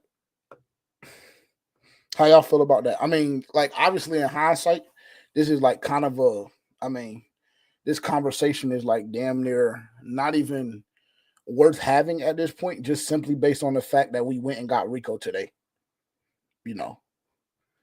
But I wasn't, Unfortunately, it was time for Miles to go. When you look at the production and you look at the lack thereof since he's been in Carolina, I understand.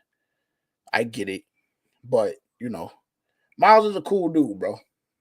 Real laid back. Like, if y'all haven't seen the game day vlog of us in Vegas and we damn near in the tunnel, you know, kicking it with the game, Miles right there with us turning up. But I've interacted with Miles a couple of times outside of that as well. Cool dude, chill dude, real laid back. I was disappointed to see him go, but I understand at the end of the day, as I'm sure he does, this is a business.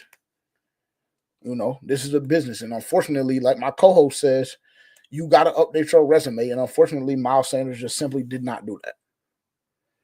Miles Sanders, unfortunately, with the Carolina Panthers, did not update his resume, which is why we saw him get cut yesterday. And then like I said, the conversation just obviously completely shifts and changes because you went and got Rico Dowdle. So I'm assuming that move was made because we were relatively close to a deal with Rico at that time. And they already knew what time it was. And at that point, there's no point in carrying on the contract and the money that Miles Sanders was due to be paid, as well as bringing on Rico. So, on top of what you're already, the new contract that Chuba Hubbard got last season. So it just wasn't happening. But I know a lot of y'all are lit. I would say probably 98.5% of the fan base is happy Miles Sanders is gone. I understand. There are a couple of names that you can mention. If you ever want to trigger a Carolina Panthers fan, specifically one that is like just fully in tune on what's going on, and if you just want to highlight like the last 4 years, there are a couple of names. If you ever want to trigger a Carolina Panthers fan, and if you ever are in a good need for a good laugh, or you want to have a good conversation and just play devil's advocate in a specific situation, there are a couple of names. One of them, Miles Sanders, Ian Thomas, Eddie Pinheiro, and Dante Jackson. If you ever want to trigger a Carolina Panthers fan, say one of those names. And if you want to have a great debate and you just want to play devil's advocate and you want to practice on your debate skills and you want to sit on the other side of the fence, mention one of those names and watch what it gets you. No cap.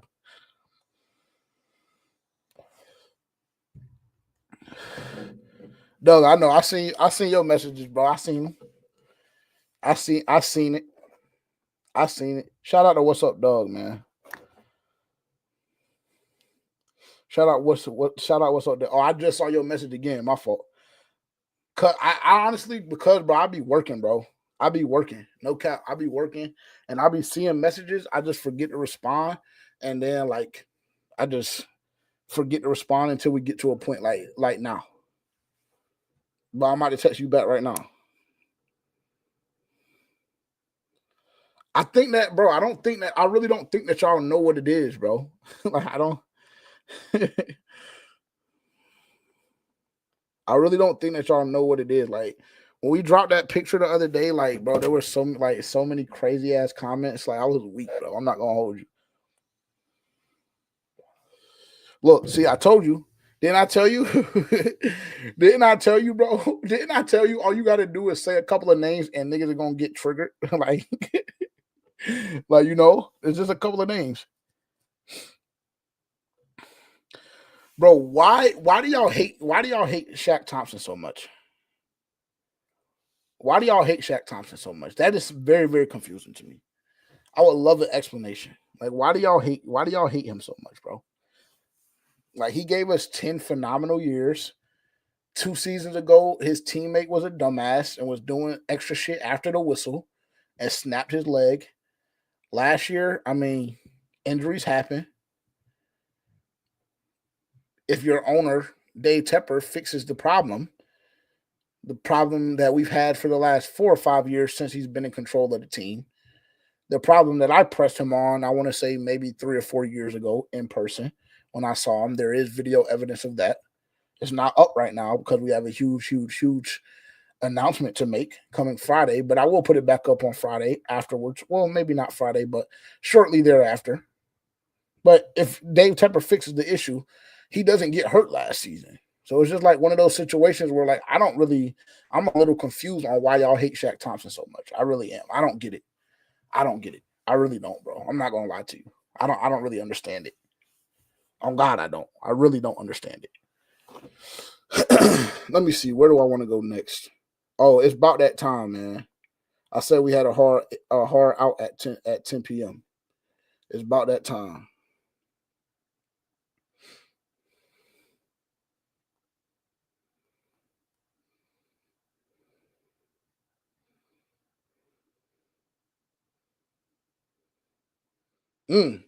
Hey, Utopia done came out and said, "Hey, bro, I'm not gonna lie, bro. It really might be some.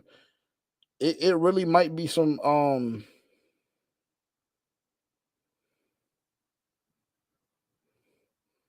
There might be some truth to some of this shit that's going on right now, bro.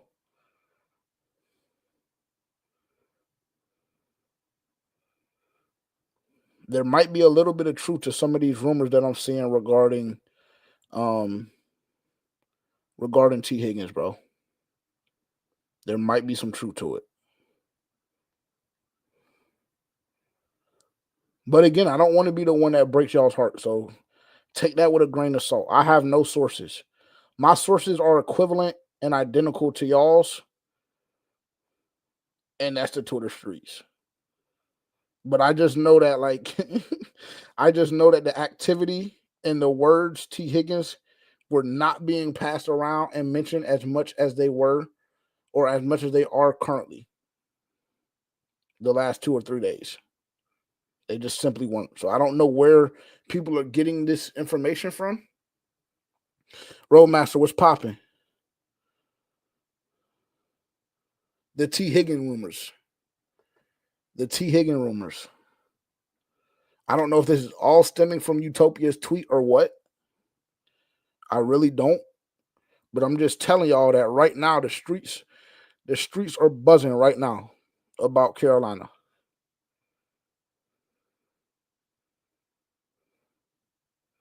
The streets are buzzing right now about T. Higgins in Carolina. That's all I'm saying. I don't want y'all to think that I'm saying that it's a done deal or anything like that. I'm just telling y'all what I'm seeing on my feed. You're right. Let me move on. My fault. My fault. My bad. And you see how this is the process. This is how it begins. This is how I set myself up. Like you see earlier, I was so responsible with my platform and saying, I don't want to gas anybody up. This is not from an actual source, anything like that. But you see, like over the last hour and a half, how it's developed. This is what I do to myself all the time, Ivich. All the time, bro. All the time. I just can't for the life of me begin to understand this, Roadmaster. You may have to explain. Because to be frank, I just don't understand why and how you couldn't be. He's a true wide receiver one, bro. T. Higgins is a true wide receiver one, and with the question marks that you have currently in the locker room, in the wide receiver room specifically, T. Higgins would make your team substantially and significantly better. He would. Now, the cost and what it would cost to obtain T. Higgins, that is a different conversation. But if we're just talking about T. Higgins, the talent and the player, and if he's worth, going out and getting, if you're the Carolina Panthers, there's no real conversation to be had. So I would love to hear an explanation on this. I would say Adam Thielen just restructured. Do you have details on that? Is that a fact or are you trolling me?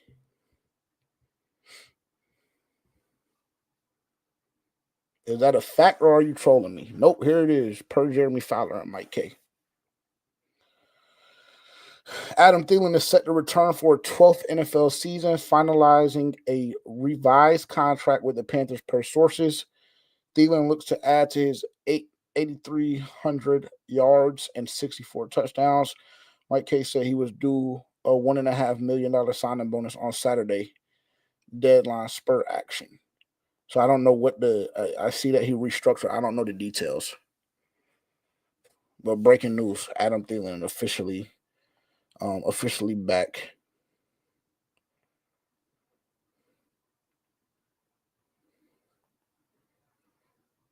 I just want to know I want to know the numbers. Primetime Carolina on Twitter, he said This is the wide receiver news that y'all been waiting for. No, the fuck it's not, unfortunately. No, it's not. That's not going to cut it. For a guy like me, that's not going to cut it. I was damn near calling for Adam Thielen to be removed from the Carolina Panthers when he was injured last year. I was done with him. He changed my mind very quickly, but that's not the wide receiver news that I'm looking for.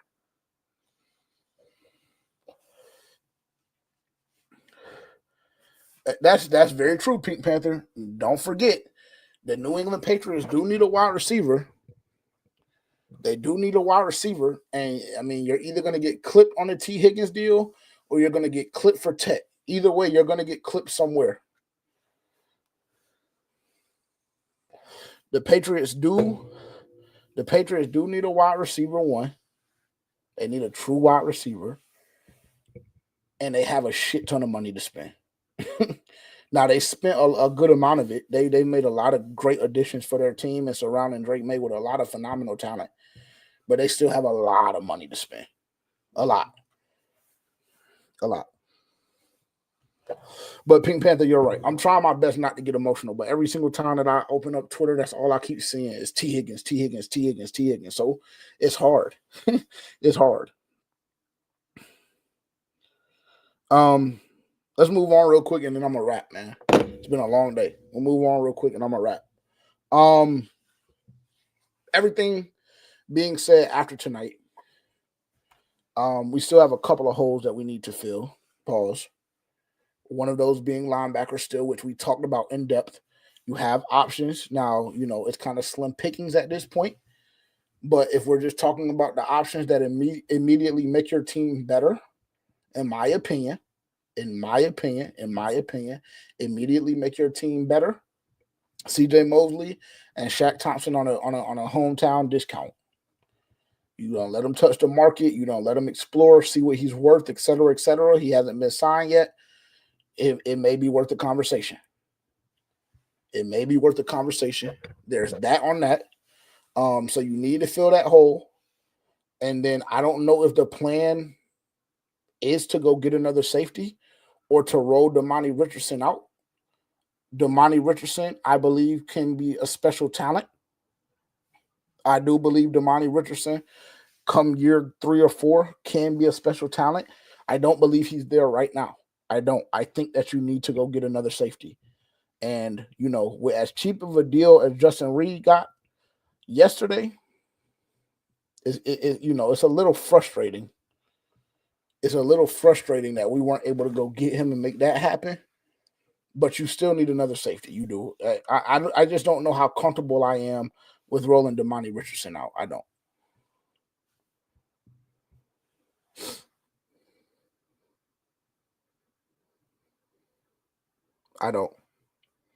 Let me pull this up real quick.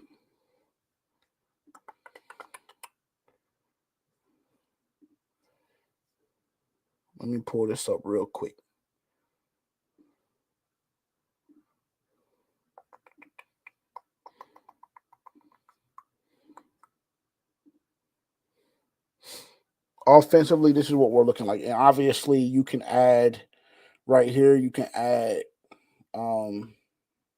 what's the nigga's name? Rico Dowdle. You can add Rico here. But offensively, this is what we're looking at right now. It's a tad bit underwhelming, bro. No matter how you try to slice it. Like, Dunk made a phenomenal comment when we released this. Like, what on this offense is scaring you? And the answer really is nothing. Like, honestly, which is why like the T. Higgins rumors are so intriguing, because if you add him to what we have here and here, it hits a little bit different. It does.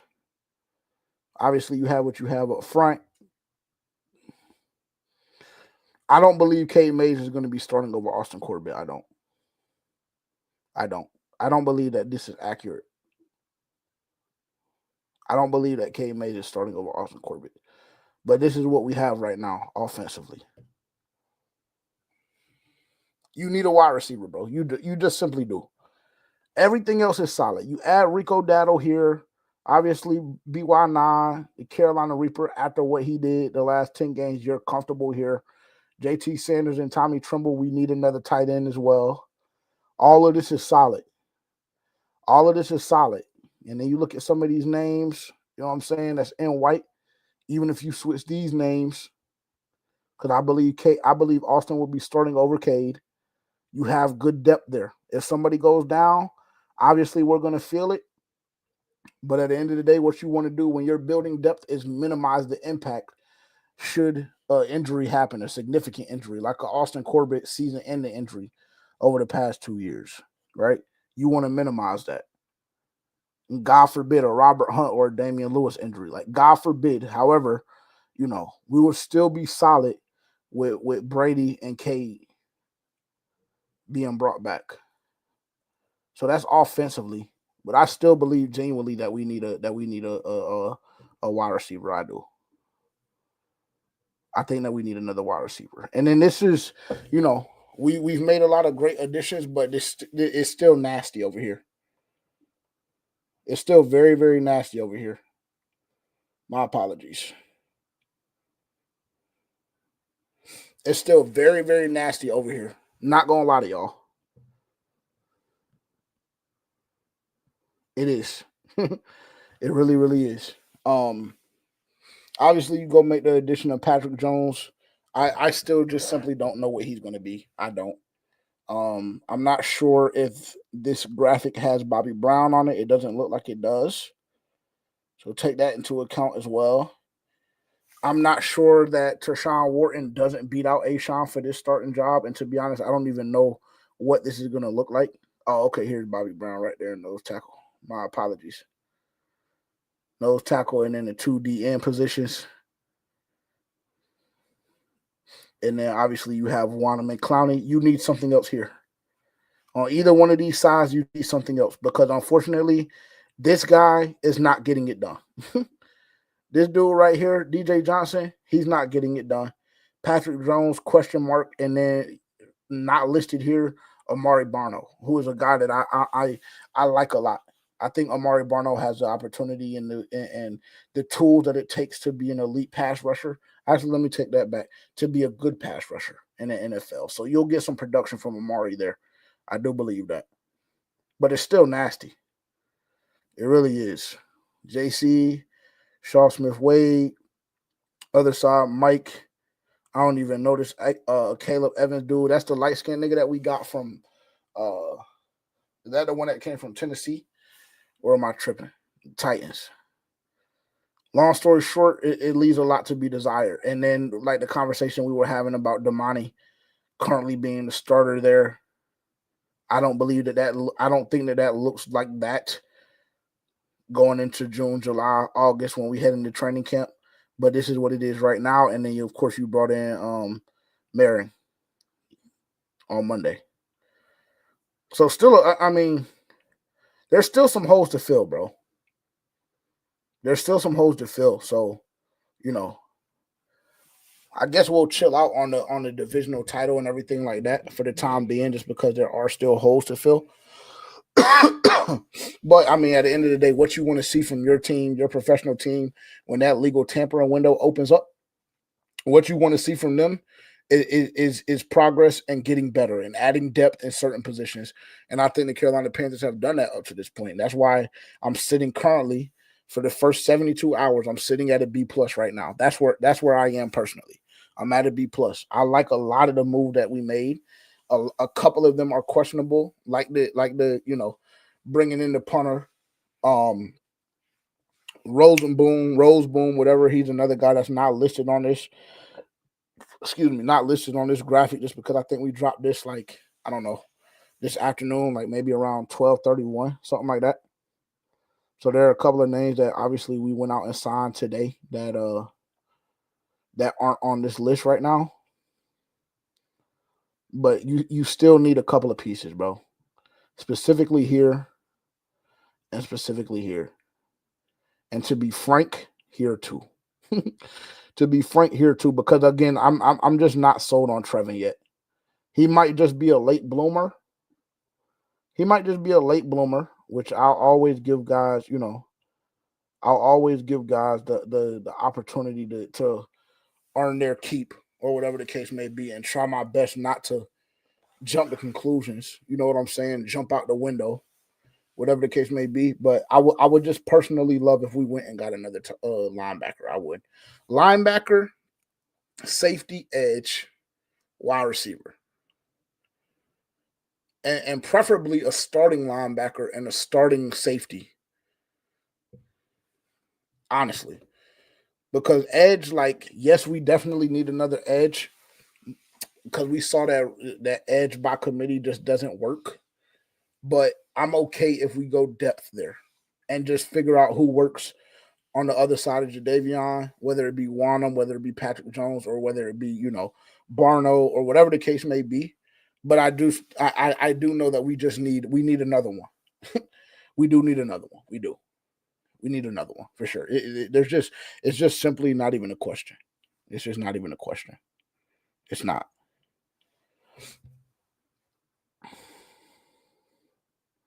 Let me see. Let me check the chat one time. bro, Roadmaster be on everybody's top, bro. Roadmaster done said Adam Thielen needs to retire.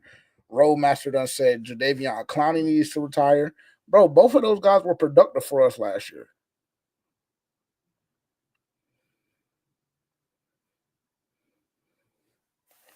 James Pierce Jr. Yeah, that's a name that I've been seeing a lot. Bro, ultimately, at the end of the day, like, you go BPA.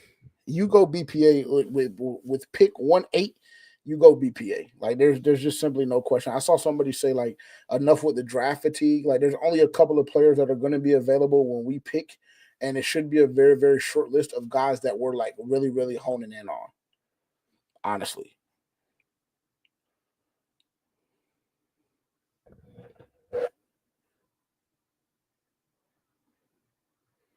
Yeah.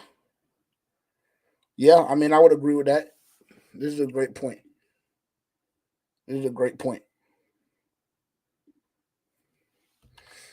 And I mean, that is, of course, like, like we've been saying this whole time, that's just working off the assumption that you actually do make the T. Higgins move, obviously. That's just working off the assumption that you do make that move.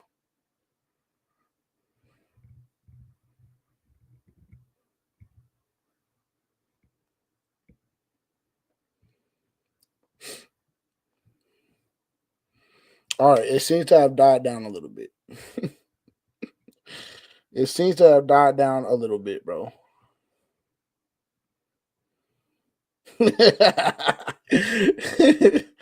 Yo.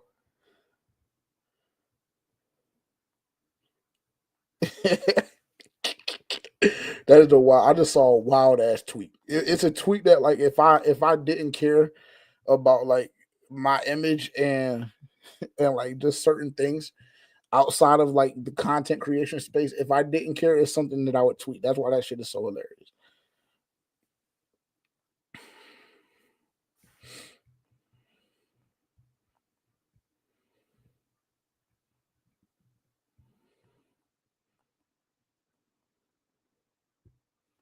But yeah, that's pretty much all I have for y'all today. There goes Tavian. Tavian said, "We gonna love Rico for sure." I already know it. I know that one kind of hurt you. I'm not gonna lie. Let me see if we can get an appearance from somebody tonight.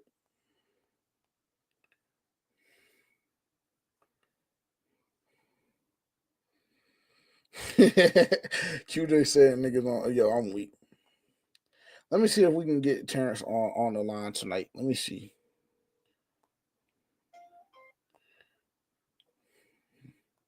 He had his little kickball game tonight. That nigga loves some kickball.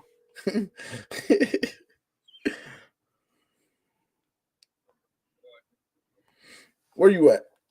Oh, you in the car? I'm live, bro. Relax. I'm live. I'm live. Just relax. Yeah, I'm active. And it's jumping in here. So why are you calling me if you live? Because I have a quick question. Can people hear me? Yes. You're live. Okay, what's the question? Why? First and foremost, why did you have to ask that question first? what question? Can people hear you? Because you wanted to tweak out. You wanted to tweak out. No, I was just wondering. I just need to don't put me in a tough situation. It shouldn't really be that tough. First and foremost, how do you feel about like just immediate reactions about Rico? That's number one. I like it. I mean, I feel like we got him on a good deal, and then plus it alleviates the pressure of having to go reach for a running back in the draft. So I mean, now you have Chuba, Rico. I'm not sure who else is in the backfield. That's damn near it. Well, I mean, then you can go and get a running back in one of the later rounds instead of trying to reach for one in like the third or the fourth or something like that. Yeah. So, because I have been seeing a lot of the Scatterboo narrative for sure. Yeah, and I mean, I like him, but I didn't like him enough to take him second round. Yeah, which I don't know if that was going to be the play. I've seen people say something about that, but I think it was more so fans that don't really want him and that are thinking that we would reach for him that high. I don't think that we would have reached for him that high, but I mean, it gives me even more clarity that I know we're not going to reach for him. So. Yeah, for sure. I agree. Now, I'm not sure if you've been on Carolina Panthers Twitter. No.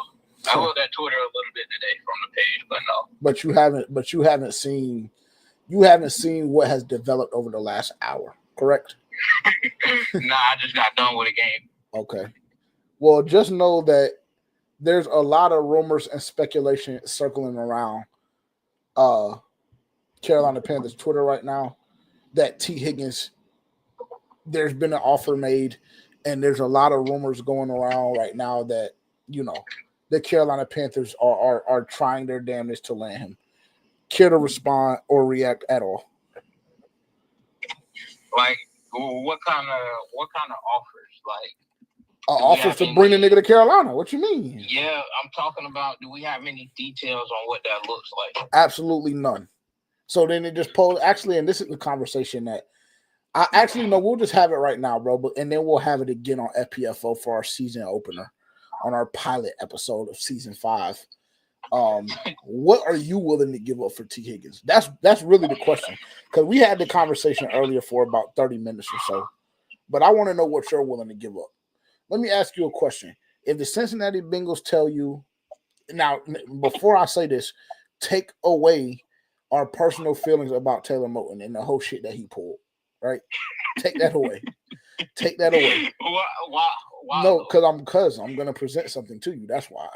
That's why I'm prefacing it. Okay. Hypothetically speaking, the Cincinnati Bengals, the Carolina Panthers send their offer and they tell them, you know what? No, we don't need that. What we need is a 4th this year, a 3rd next year, and Taylor Moton or Kim Ekwonu. What if you're the GM? What is your reaction to that? Damn, a 3rd this year, or what was it? A fourth this year. We have I think we have 2 4th-round picks this year, and we have 3 5ths this year. Okay, we need. I'm the Bengals GM. I need a 4th this year. I need a 3rd next year, and I need Taylor Moton or Kim Ekwonu. What is your reaction if you're the Carolina? If you're Dan Morgan, what is your reaction? I mean, I will go ahead and take Taylor Moton out of the deal. Just one, because he's been one of our most consistent linemen, and then if you go look at his stats compared to, what does he play? Right tackle, right? Yeah. Compared to majority of the right tackles in the league, he's in that top echelon of like production wise. So I don't know. I'm not willing to move something that is going to potentially set Bryce back. Yep. As far as like, we just spent a lot of money to contain this O-line. And that's what we went into last year doing. Everything was to, get Bryce more help, to make him more comfortable. And we did that, and we see him improve. So I'm not sure if I would be willing to snatch that away from him. Mm-hmm. So I don't know about that. I won't. We will have to work around another piece. And with Ick, I don't really fuck with Ick, as people know. I don't really fuck with Timo, but that's why I said That's why I said take the personal away from it. And if we're just looking at on-field production, if we're looking at on-field production, if you would have presented that to me last year with Ick, then I would be like, okay, let's get him out. But I mean, we didn't talk much about Ick this year. And when you don't hear much about an offensive lineman, that typically means that the nigga has some sort of production. Like, he's not doing a bad job. He's doing his job. Yeah. So I really won't want to touch anything on the offensive line, to say the least. Yeah. I mean, that's pretty much damn near exactly what I said. So then I would ask you, I would present you with another scenario. What is the highest pick that you would give up for T. Higgins? And what would a pick deal look for you? Like, are you giving up a first? No, I'm not giving up a first. Are you giving up a second? I might throw a second but it's not gonna be. If I throw a second, you're not getting a third. You're not getting all of that other bullshit that you named to start with. So if I say give me a second this year and give me a fifth and a sixth next year, what is your answer to that? Why can't I do my second next year? Or does it have to be? Yeah, see, I think it would have to be this year. And that's why like a lot of this shit gets a little messy. Yeah. Bloody asked, would you do a pick swap? A first round pick swap. Let's see what let me give you an exact. Yeah, I need to know what they're picking at. Okay. Because I just need to know what they're picking at. I fought my back up again today, by the way. So that chiropractor just ain't doing shit for you then. Yeah, he ain't worth the fuck. I gotta go to a physical therapist. So would you do a pick swap if you moved back to pick 17? We currently hold pick 8, which I know that you're already aware of, but for our viewers that aren't, we hold pick 8. Cincinnati holds 17. If the conversation could happen and is happening, and the Bengals say, give us your first round this year, we'll give you our first round this year, and then throw in a 3rd through 6th next year, is that something that you'd be willing to do? I would, without getting into all the 3rd through 6th next year or whatever, I would consider doing a pick swap. One, because at 8 I like Tet. And I love Tet. I like Tet if we're at 8. But if we're going to get T, then it's not really. I mean, ideally, if we're going to get T, I don't think that they make a play for Tet. As much as, like, I think that, that could still be something good in the long run to have him, T, XL, because Adam Thielen is going to eventually retire. But I just don't think the front office makes a play for Tet if we get T. So, and then I know everybody feels this way and this way about Mason Graham and the defensive players that they've been pointing out, but I'm not sure that I'm that high on Mason Graham or any of those other defensive players that they have us picking that high, unless it's Abdul Carter. So, and honestly, you're damn near just not even getting. You're not even damn near. Exactly. You're just not getting Abdul at 8. Exactly. So, I mean, I would be willing to do that. That would be a conversation. That would pique my interest personally. Pick swap. Yeah, I would. I think that if you get T. Higgins and it's a first round pick swap, to be honest, I think that I might consider that. I think I might consider that as well. I really do. But all right, appreciate it. All right, I'm about to tune in when I get the crib. I'm about to wrap up. I don't been on this bitch since 8:25, so it's about that time. Yeah, let them go, bro. It's jumping. What can I say? It's jumping. Okay. All right. Y'all have a great night. Bye, man. Yeah, real ball knower. Real ball knower. I mean, pretty much in that 10-minute conversation, he just pretty much, in his own words, damn near said everything that we've already talked about tonight. And pretty much damn near just re-emphasized everything that I've said. So, I don't know, bro. It's very, very interesting.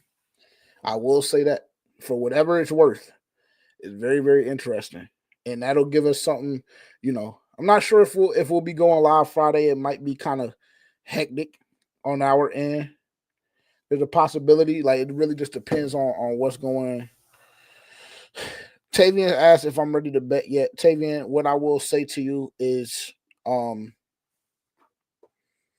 should we obtain T. Higgins, we can have a conversation.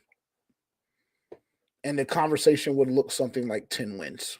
Once again, the conversation would look something like, I don't know, maybe the 3rd seed in the NFC. Like that. That's kind of how I would drop my nuts. Should we obtain T? But I say that very, very cautiously as well, because it also would depend on what we had to give up.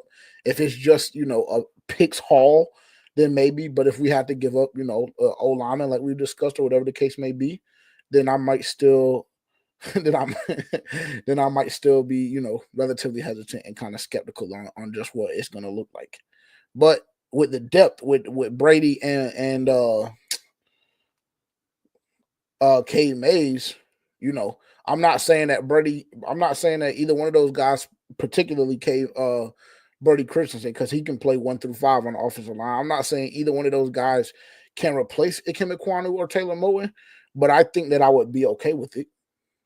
I think that I might be a little pissed off initially, but then after me being pissed off initially, I think that I would be A-okay. Especially if 5 is in process blue. And I'm not talking about the one from New York. I'm talking about the one from Cincinnati. That's just the way I feel. So, yeah, that's just how I feel. That's just what it is. So all of that being said, I'm not ready to bet quite yet, because I'm still wanting to be a tad bit conservative with the way that I view this season, specifically with it being in March. But if we obtain T. Higgins, then there's going to be a real conversation had. And really, to be quite frank, I'll be with whatever you're with, I'll be with it. Whatever you're with, I'll be with it. Simple as that.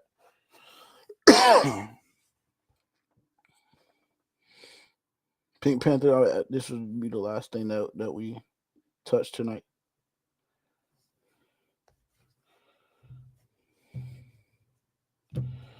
I mean, that's high praise, bro. That's high praise. You feel that strongly about James Pierce Jr.? I don't know if I see either one of those names. Micah and TJ Watt is crazy. I'm not gonna lie. Micah and TJ Watt is crazy work. I'm not gonna hold you. That is crazy work, bro. That is crazy work. Y'all feel that same way? Micah and TJ Watt, that's what James Pierce Jr. is? Okay, Bloody. Thank you, bro. Bloody is always going to bring us back to, bring us back down to reality a little bit. Bloody said, I'm not going to go that far. TJ Watt and Michael Parsons is crazy as fuck. I'm not going to lie. Crazy. Crazy.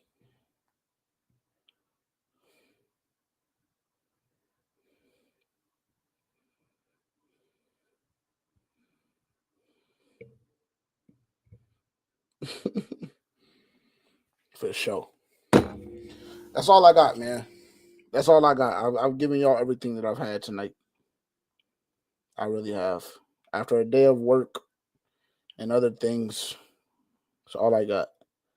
And to be honest, I feel pretty good about what we were able to get through.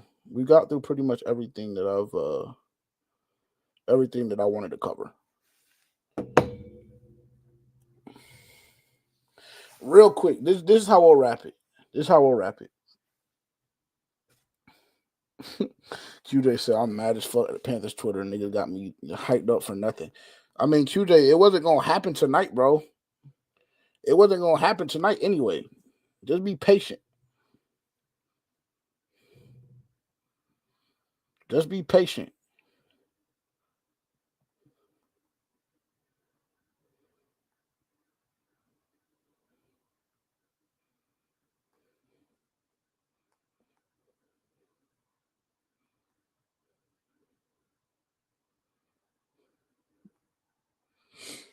Just be patient, bro. I mean, I don't know. I'm not gonna say any more regarding the topic. The only thing that I'm going to say is now I see a couple of sources, other additional sources outside of the initial person that said something.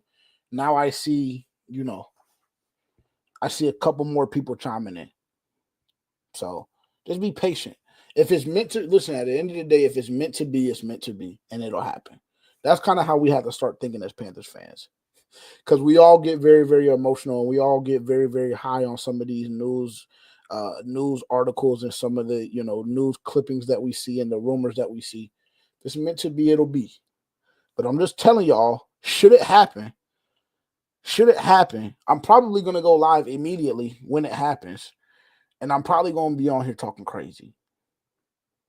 I'm just warning everybody right now. No cap. No cap. Before we wrap up, y'all just say yes or no. Y'all just say yes or no. I don't want any additional context. I don't want anything like that. Y'all just say yes or no. Evan Ingram to the Carolina Panthers, yes or no? Quick. Just let me know.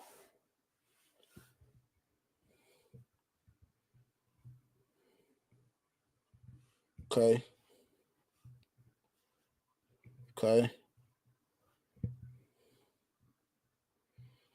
Oh, he signed? No, I didn't know that he signed. I don't think he signed yet. I saw that he was. I saw that. I saw that he was in conversation. He did sign with the Broncos. I'm tripping. I sent that shit in the chat. I'm sorry. My bad. I forgot all about that. I mentioned that I thought he was just in talks with Denver. I didn't know that he had officially signed. Well, I just didn't remember because I know that I sent that. I do remember that because I said that they took him and they took who else? It was another piece that the Broncos got that was tied to Carolina, and I just can't remember right now who it was. Damn, who was it? Now I gotta see.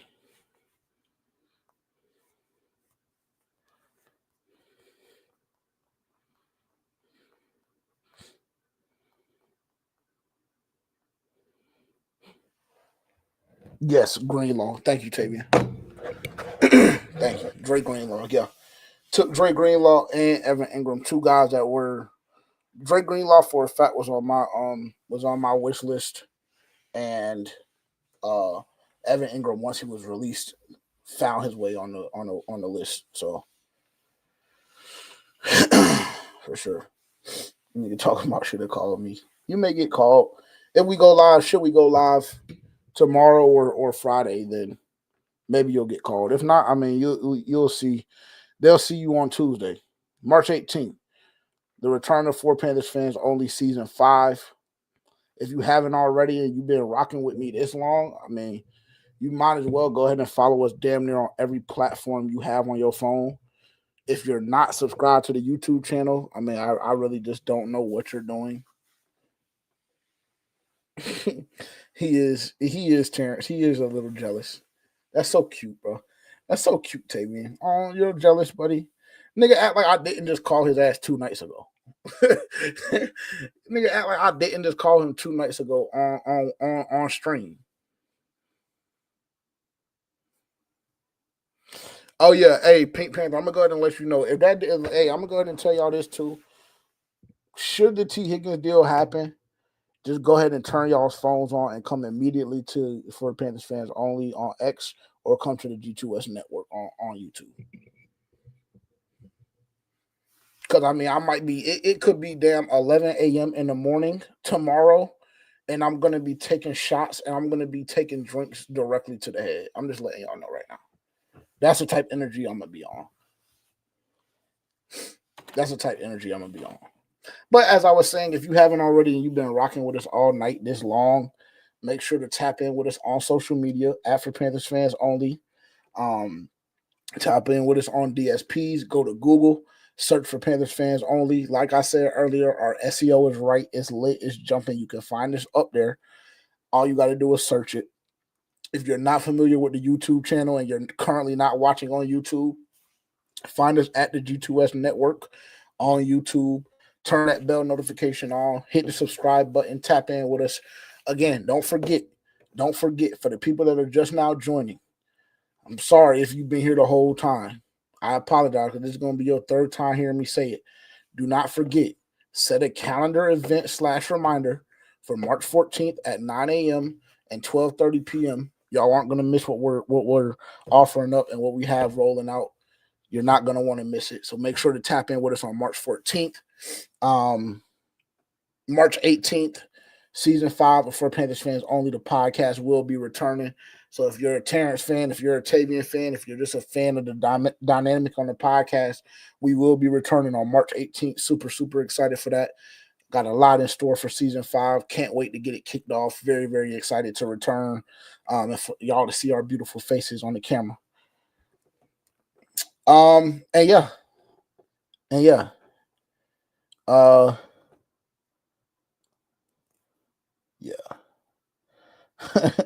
Terrence talking about if it's 1 a.m., don't hit me up. Nigga, you already know I'm hitting you up. So you just hope that it doesn't happen at 1 a.m. How about that? And matter of fact, while you at it, just go get your back fixed, nigga. That was too much, bro. I'm sorry. That was too much. Especially since you can't respond. That was too much. I apologize. But look, I appreciate y'all tuning in.